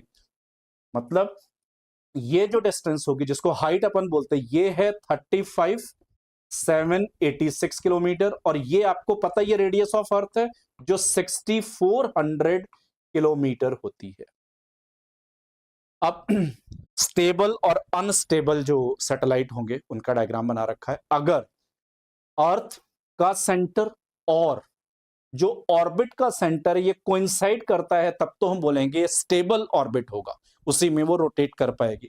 और अगर ऑर्बिट का सेंटर और प्लैनेट का जो सेंटर होगा वो कोइंसाइड नहीं कर रहा तो ये एक अनस्टेबल ऑर्बिट होगा। इसमें सर्कुलेशन के लिए जो रिक्वायर्ड सेंट्रीपेटल फोर्स है वो उसका एक कंपोनेंट ही होगा जो सेंट्रीपेटल फोर्स की तरह, मतलब ग्रेविटेशनल फोर्स का एक कंपोनेंट होगा जो सेंट्रीपेटल फोर्स की तरीके से वर्क कर पाएगा। तो ये अनस्टेबल होगा, और इसमें क्योंकि ग्रेविटेशनल फोर्स भी टुवर्ड सेंटर ही लग रहा है और वही ऑर्बिट का सेंटर है, तो ग्रेविटेशनल फोर्स पूरे तरीके से बिहेव करेगा एज अ सेंट्रीपेटल फोर्स, और ये यहां पे एक स्टेबल ऑर्बिट होगा। अब सैटेलाइट से रिलेटेड अपन को टोटल 4 चीजें पढ़नी है। एक orbital speed, time period of geostationary satellite, angular momentum और लास्ट में एनर्जी। ये 4 बातें अपन अब पढ़ने जा रहे हैं, जिसमें सबसे पहला ऑर्बिटल स्पीड है। ऑर्बिटल स्पीड मतलब वो स्पीड जिससे सैटेलाइट अपने ऑर्बिट में रिवॉल्व कर रही होगी। अब इसमें ये अर्थ है या कोई भी प्लैनेट हो सकता है, मास इसका m, रेडियस इसकी कैपिटल R है। ये स्मॉल r रेडियस में, ये स्मॉल r रेडियस है, इस रेडियस के सर्कुलर ऑर्बिट में रिवॉल्व कर रही है। ये एक जो और लाइन बना रखी है ये दिखाने के लिए है कि ये एटमॉस्फेयर से आउटसाइड है। ये मैं एयर पार्टिकल यहाँ पे शो कर रहा हूँ, एटमॉस्फेयर यहाँ पे लिखा हुआ है। तो अभी अपन ने डिस्कस किया कि जो सैटेलाइट है, जियोस्टेशनरी सैटेलाइट, वो एटमॉस्फेयर से आउटसाइड होती है और ग्रेविटी के इनसाइड में होती है। यह सैटेलाइट है जिसका मास स्मॉल m लिया है, प्लेनेट का मास कैपिटल M में, vo इसकी ऑर्बिटल स्पीड है और यहां पे अपन इसको एंटी क्लॉकवाइज डायरेक्शन में रिवॉल्व करता हुआ ले रहे हैं। तो इस ऑर्बिटल स्पीड का जो फॉर्मूला होगा, सबसे पहले यहां पे सेंट्रिपेटल फोर्स की तरह ग्रेविटेशनल फोर्स बिहेव करेगा। तो ये m v not square divided by r equal to g capital M small m divided by r स्क्वायर। एक m और एक r कैंसिल होकर के ऑर्बिटल स्पीड का formula under root of G M divided by small R आ जाएगा, जो कैलकुलेट करने पे सारी वैल्यूज पुट करें। जी की value 6.67 into 10 to the power -11 है। अर्थ का जो मास है वो 6 into 10 to the power 24 kg होता है और रेडियस अभी अपन ने लिखी थी 6400 प्लस 36,000 के अप्रोक्स था। ये सारी वैल्यूज पुट करने पे अप्रोक्सीमेटली ये 3 किलोमीटर पर सेकेंड आता है। अगर very close to earth surface आ जाते हैं अपन, very close to earth surface, मतलब ये सैटेलाइट यहां के बजाय यहां पे ऐसे रिवॉल्व करने लग जाए। हालांकि पॉसिबल नहीं है वो प्रैक्टिकली, क्योंकि एटमॉस्फेयर उसको मूव नहीं करने देगा, लेकिन फिर भी एक हाइपोथेटिकल केस है। अपन ऐसा इमेजिन कर रहे हैं कि अगर ऐसा हो जाए very close to earth surface, then जो स्मॉल आर है ये इक्वल टू कैपिटल आर आ जाएगा, जिससे orbital speed under root of G M by capital R आएगा, या इसे हम under root of G R बोल सकते हैं। और इनकी वैल्यू पुट करने पे ये 8 किलोमीटर पर सेकेंड आ जाएगी। मतलब जियोस्टेशनरी सैटेलाइट जिस एक्चुअल हाइट पे रिवॉल्व कर रही है वहां पे इसकी स्पीड है 3 किलोमीटर पर सेकेंड के लगभग में। लेकिन अगर वो अर्थ की सरफेस के नियर बाई आकर के और अर्थ के ग्रेविटेशनल फोर्स की वजह से सर्कुलेट हो, तब जो इसकी स्पीड आएगी वो हो जाएगी 8 किलोमीटर पर सेकेंड। सही है। अब एस्केप स्पीड से इसको कंपेयर कर लेते हैं एक बार। एस्केप स्पीड का फॉर्मूला अपन ने पढ़ा था under root of 2gm by small R, ये is equal to √2 into under root of gm by small R लिख सकते हैं। ये is equal to √2 into orbital speed. मतलब जो एस्केप स्पीड है वो ऑर्बिटिंग सैटेलाइट की जो ऑर्बिटल स्पीड है उसकी √2 टाइम्स है। इसे हम इक्वल टू 1.414 वीओ, या फिर हम वीओ प्लस 0.414 वीओ लिख सकते हैं। अब देखो इसका मतलब क्या है, स्टेटमेंट फॉर्म में मैं बोल रहा हूं ऑर्बिटल स्पीड को √2 टाइम्स कर दें, या कहिए जितनी अभी उसकी स्पीड है उसको 41.414 का मतलब क्या हुआ, 41.4% इंक्रीज कर दें। दोनों एक ही बात है। ऑर्बिटल स्पीड को √2 टाइम्स कर दें, या फिर जो स्पीड से वो रिवॉल्व कर रही है सैटेलाइट उसको 41.4% इंक्रीज करा दें, तो जो ऑर्बिटिंग सैटेलाइट है वो अपने ऑर्बिट को छोड़ के इनफाइनाइट में चली जाएगी, मतलब वो एस्केप हो जाएगी। अब फॉर्मूले देख लिए, अब आते हैं अपन इसके ग्राफ पे। यहां से हमें वीओ जो है ये प्रोपोर्शनल टू 1/r दिख रहा है। तो हम ऑर्बिटल स्पीड और आर के बीच में जो ग्राफ बना रहे हैं वो बेसिकली यहां से हाइपरबोला शेप आएगा।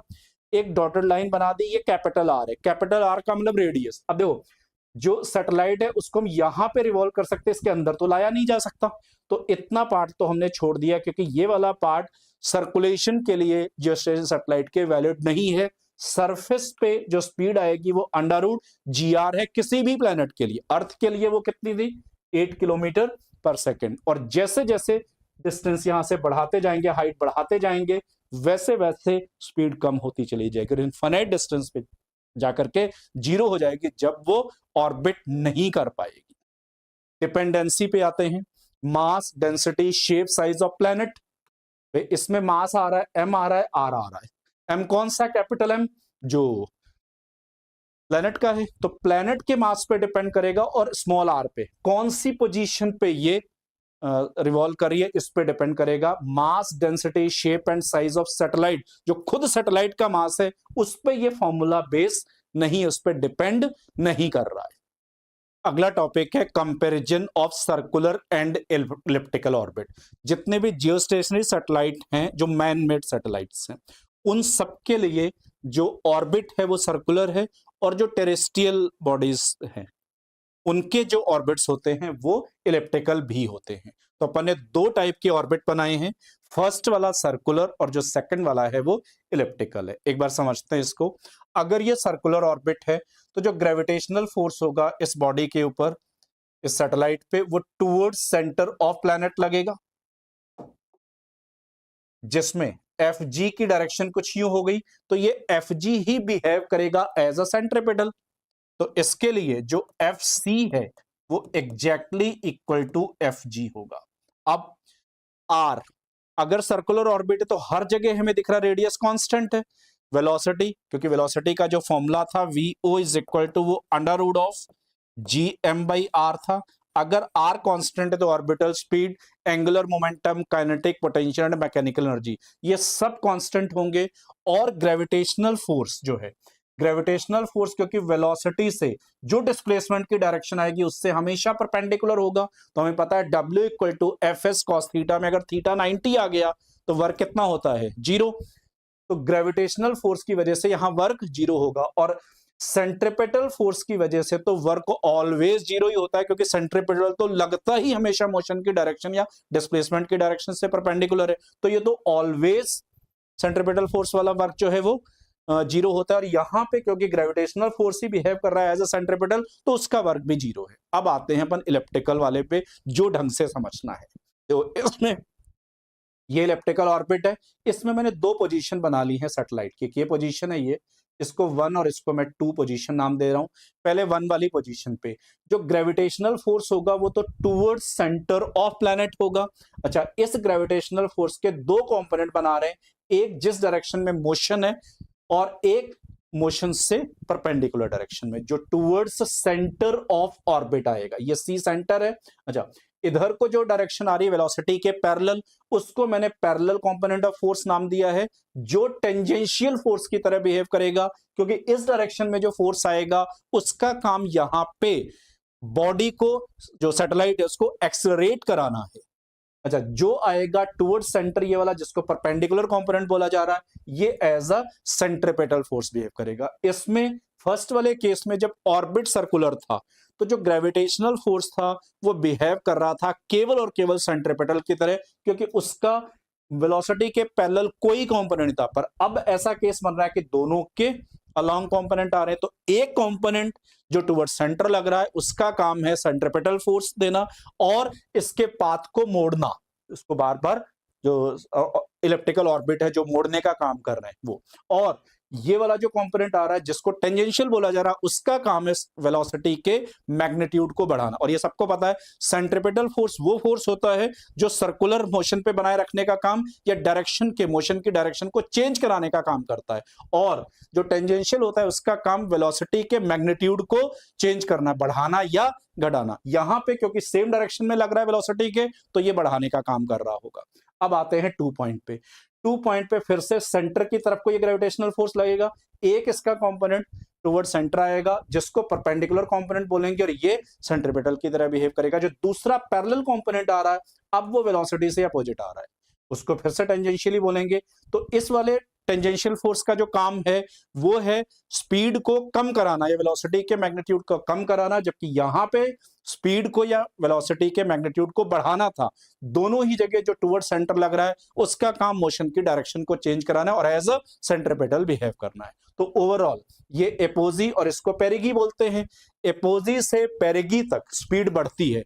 अभी अपन ने पहले पढ़ा था कि एपोजी की स्पीड जो होती है वो कम होती है, velocity at perigee is greater than velocity at apogee.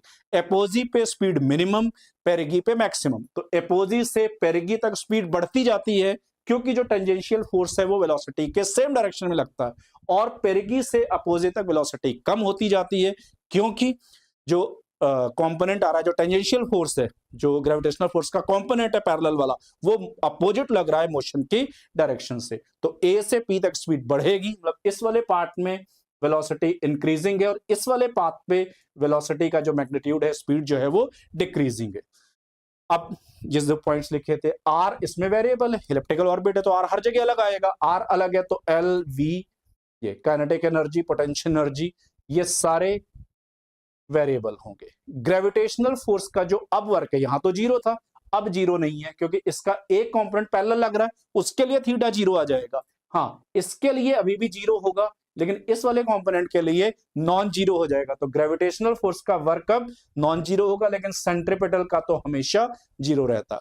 Mechanical energy इसमें कांस्टेंट रहेगी, क्योंकि मैकेनिकल एनर्जी कब कंजर्व रहती है, जब कोई भी नॉन मैकेनिकल जो फोर्स है उसकी वजह से वर्क नहीं होता, और यहां पे नहीं हो रहा, एक ही फोर्स लग रहा है, वो ग्रेविटेशनल फोर्स है। तो ग्रेविटेशनल फोर्स है, कंजर्वेटिव फोर्स है, तो जो भी वर्क हो रहा है वो कंजर्वेटिव फोर्स की वजह से हो रहा है। तो इसमें इलिप्टिकल ऑर्बिट में भी मैकेनिकल एनर्जी कंजर्व रहेगी, काइनेटिक और पोटेंशियल जो होंगी वो चेंज होती रहेंगी। जब कम हाइट पे आ जाएगा यहाँ पे तो काइनेटिक मैक्सिमम हो जाएगी, पोटेंशियल कम होगी। जब ज्यादा हाइट पे चला जाएगा तो पोटेंशियल मैक्सिमम हो जाएगी, काइनेटिक कम। तो काइनेटिक और पोटेंशियल आपस में कन्वर्ट होती जाएंगी, पर पूरे ऑर्बिट में जो मैकेनिकल एनर्जी है वो सेम बनी रहती है। अब एपोजी पे पेरिगी से, जो अभी अपन ने बोला, एपोजी पे पोटेंशियल एनर्जी ज्यादा होगी, पेरिगी पे काइनेटिक एनर्जी ज्यादा होगी, और मैकेनिकल एनर्जी जो होगी वो इक्वल आएगी हर जगह, वो इक्वल टू कांस्टेंट है। अब फ्रॉम ए टू पी जो भी अपन ने डिस्कस किया, work done by gravity positive आएगा, क्योंकि थीटा लेस देन 90 होगा, एक्यूट एंगल होने पे वर्क पॉजिटिव होता है। जब पी से ए तक आ रहे हैं, इस वाले पार्ट में work done by gravity negative है, क्योंकि थीटा की वैल्यू यहां पे आपको ये ऑब्ट्यूज दिख रही होगी, और यहां पे थीटा की वैल्यू एक्यूट थी, लेस देन 90 थी। तो ए से पी तक जाने में जो वर्क डन बाई ग्रेविटी है वो पॉजिटिव है, क्योंकि स्पीड बढ़ रही है, और पी से ए तक आने में स्पीड कम हो रही है, इसमें work done by gravity negative होगा। जबकि यहां पे हर जगह work done by gravity zero था, उधर सेंट्रीपिटल का और इधर सेंट्रीपिटल का तो हमेशा ही वर्क जीरो होगा, पर वर्क डन बाई ग्रेविटी एक में जीरो है सर्कुलर वाले में, और इसमें नॉन जीरो है। अब from A to A for complete cycle work done zero, क्योंकि जितना ए से पी तक पॉजिटिव उतना ही पी से ए तक नेगेटिव, तो नेटवर्क कितना हो जाएगा, जीरो। अब about focus and about centre of orbit दो तरीके से अपन कंपेयर कर रहे हैं। अबाउट सेंटर ऑफ प्लैनेट, ये सेंटर ऑफ प्लैनेट है, इसके about torque due to gravity, centre of planet बोला गया, इसके अबाउट F1 के about torque due to gravity, क्योंकि वहीं से पास कर रहा है तो परपेंडिकुलर डिस्टेंस जीरो होने की वजह से टॉर्क होगा वो जीरो हो जाएगा। अब टॉर्क जीरो है तो एंगुलर मोमेंटम कांस्टेंट होगा, L मतलब mvr कांस्टेंट, तो v into R equal to constant, v proportional to 1/r, जो अपन ने केपलर के सेकंड लॉ में पढ़ा था वही सेम चीज है। अबाउट सेंटर ऑफ प्लैनेट ऐसा ही होगा, लेकिन अबाउट सेंटर ऑफ ऑर्बिट जिसको अपन सी पॉइंट बोल रहे हैं, अब देखो इसके लिए फोर्स ऐसे लग रहा है तो यहां से इस पे कुछ ना कुछ परपेंडिकुलर डिस्टेंस आ जाएगी, जिसकी वजह से अब इसमें ग्रेविटेशनल फोर्स का जो टॉर्क है वो नॉन जीरो होगा। तो जो L आएगा वो वेरिएबल आएगा, जो अभी अपन ने पिछले टॉपिक में देखा था, L proportional to under root R करके आया था। L का formula m under root of G capital M small r आया था, तो L proportional to under root r होता है। नेक्स्ट टॉपिक है शेप ऑफ ऑर्बिट, कैसा शेप आएगा ऑर्बिट का, समझते हैं इसको। देखो इसमें एक यहां पे सैटेलाइट लिया है, ये है प्लैनेट, इसके सराउंडिंग ये एक सर्कुलर ऑर्बिट बनाया है। इस सर्कुलर ऑर्बिट को फॉलो करने के लिए जो स्पीड होगी v इक्वल टू vo होनी चाहिए, मतलब अगर ऑर्बिटल स्पीड के इक्वल स्पीड से सैटेलाइट रिवॉल्व कर रहा है तो उसका जो पाथ आएगा वो सर्कुलर आएगा। अब मैं चेंज करता हूं, इसी पॉइंट से अपन चेंज करते जा रहे हैं। अगला ये v लेस देन vo कर दिया, v अपन ने जियोस्टेशनरी सैटेलाइट के लिए 3 किलोमीटर पर सेकंड देखा था, अगर 3 से कुछ कम 2.9, 2.8 या 2.7 किलोमीटर पर सेकंड कर दे, थोड़ी सी कम कर देंगे तो क्या होगा। एक बार यहां पे आते हैं, इस वाले पॉइंट के लिए फ्री बॉडी डायग्राम बनाया है, non inertial frame of reference में बना रहा हूं। तो टुवर्ड्स सेंटर ऑफ अर्थ तो ग्रेविटेशनल फोर्स लगेगा, और बाहर की तरफ को सेंट्रीफ्यूगल फोर्स लगेगा, अगर non inertial frame of reference की बात कर रहे हैं। अब देखो जब ये वेलोसिटी ऑर्बिटल स्पीड के बराबर है तो ये दोनों फोर्सेस आपस में बराबर है। अगर हमने स्पीड कम कर दी तो बाहर की तरफ को लगने वाला जो रेडियली आउटवर्ड लग रहा था फोर्स वो कम हो गया, ये ज्यादा हो गया, तो ग्रेविटेशनल फोर्स बिगर होने की वजह से बॉडी टुवर्ड्स अर्थ आने लग जाएगी। तो अब जो इसका पाथ होगा वो इस तरीके से डिक्रीजिंग रेडियस में आ जाएगा और ऐसे कुछ नंबर ऑफ साइकिल ट्रेवल करते करते फाइनली अर्थ पे गिर पड़ेगी। तो अगर हमने स्पीड थोड़ी कम कर दी तब एक स्पाइरल पाथ फॉलो करते हुए सैटेलाइट अर्थ पे गिर पड़ेगा। अगर हमने v much less than vo, इसका मतलब क्या है, 3 किलोमीटर पर सेकंड से रिवॉल्व करता तब तो सर्कुलर ऑर्बिट था, अचानक अपन ने 3 किलोमीटर का 3000 मीटर पर सेकंड था उसको 100 मीटर पर सेकंड कर दिया, एकदम से बहुत ज्यादा स्पीड कम कर दी, तो एक पैराबोलिक पाथ फॉलो करता हुआ बिना कोई चक्कर कंप्लीट किए सीधे अर्थ पे गिर पड़ेगा। तो अगर ऑर्बिटल स्पीड के बराबर है स्पीड तो सर्कुलर ऑर्बिट में, और अगर ऑर्बिटल से कम कर दी तो फाइनली उसने अर्थ पे गिरना है, चाहे स्पाइरल पाथ से कई साइकिल के बाद, चाहे बिना कोई साइकिल कवर किए।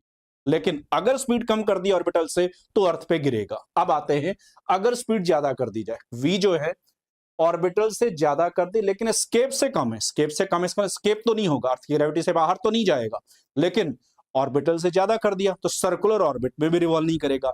इस वाले केस में क्या होगा, इसका जो पाथ होगा ऐसे इलिप्टिकल ऑर्बिट आ जाएगा। तो जैसे v इक्वल टू vo है, ऑर्बिटल स्पीड के बराबर है, तो सर्कुलर पाथ, जैसे जैसे अपन स्पीड v ऑर्बिटल से बढ़ाते जाएंगे वैसे वैसे उसका जो ऑर्बिट होगा वो इलिप्टिकल, और ये इलिप्स वाला जो मेजर एक्सिस है और जो माइनर एक्सिस होगी उनकी लेंथ का डिफरेंस बढ़ाते जाएंगे स्पीड बढ़ने के साथ, ठीक है। लेकिन अगर हमने speed v equal to V कर दी या v से ज्यादा कर दी, तब आपको पता है कि ये एक ऐसे पाथ पैराबोलिक जैसा, मतलब कर्व पाथ फॉलो करता हुआ फाइनली अर्थ की ग्रेविटी से बाहर चला जाएगा। लास्ट में मैं रिपीट कर रहा हूं, अगर स्पीड ऑर्बिटल स्पीड के बराबर है तो सर्कुलर ऑर्बिट, कम कर दी तो फाइनली अर्थ पे ही गिरेगा, ज्यादा कर देंगे तो vo से लेकर के ve के बीच में अगर कोई भी स्पीड रखेंगे तो इलिप्टिकल ऑर्बिट आएगा, ve के बराबर या v से ज्यादा करने पे वो अर्थ की ग्रेविटी से बाहर चला जाता है। अब इसमें यहां जो अपन ने सीखा कि अगर अपन स्पीड कम कर रहे हैं तो स्पीड कम करने पे उसके ऑर्बिट की जो रेडियस है वो कम होती जा रही है, लेकिन जब लॉन्च करना है, इसमें क्या किया है, ये एक प्लेनेट है, मैंने 2 ऑर्बिट बनाए, बाहर वाले की रेडियस r2 वेलोसिटी v2 है, अंदर वाले की रेडियस जो कम वाली रेडियस है वो r1 है, तो यहां पे r1 लेस है r2 से। v का फॉर्मूला √gm/r होता है, तो फर्स्ट जो v1 स्पीड है वो √gm/r1 और ये vm gm अंडर के अंदर gm/r2 है। क्योंकि r1 लेस है तो ये v1 ग्रेटर आएगा, तो जो अंदर वाला ऑर्बिट है वहां वेलोसिटी ज्यादा है और बाहर वाले ऑर्बिट में वेलोसिटी कम है, दोनों एक दूसरे से अपोजिट फील होते हैं, इनमें गलती मत करना। मतलब अगर कोई भी सैटेलाइट रिवॉल्व हो रहा था सर्कुलर ऑर्बिट में और उस सर्कुलर ऑर्बिट से उसकी स्पीड अपन कम कर देंगे तो वो अंदर की तरफ को जाएगा, उसकी रेडियस कम होने लग जाएगी और फाइनली अर्थ पे गिर पड़ेगा। लेकिन अगर यहां पे देखो इसकी स्पीड से ये वाली स्पीड कम है, तो अगर ये इसी ऑर्बिट में रिवॉल्व हो रहा था और इसी में स्पीड कम कर देंगे तो अंदर की तरफ को आएगा, तो अंदर की तरफ को आएगा। लेकिन अगर उससे ज्यादा रेडियस में अपन को लॉन्च करना है, फिर से ये स्टेबल ऑर्बिट बनाना है, तो इसमें जितनी स्पीड थी उससे यहां पे स्पीड कम देनी पड़ेगी। मतलब एक बार मैं रिपीट कर रहा हूं, अगर इधर से एक नया डायग्राम बना लेते हैं, ये एक प्लैनेट है, इसके सराउंडिंग ये कोई एक ऑर्बिट है, यहां पे एक सैटेलाइट अपना सर्कुलर ऑर्बिट में रिवॉल्व हो रहा था। अब अगर इसकी स्पीड को मैं कम कर दूंगा तो ये अंदर की तरफ को जाएगा, ज्यादा कर दूंगा तो बाहर की तरफ को जाएगा। लेकिन अगर इस वाले ऑर्बिट से हमें इस ऑर्बिट में सेटल करना है तो जितनी यहां वेलोसिटी थी उससे यहां पे जो वेलोसिटी आएगी वो कम आ जाएगी।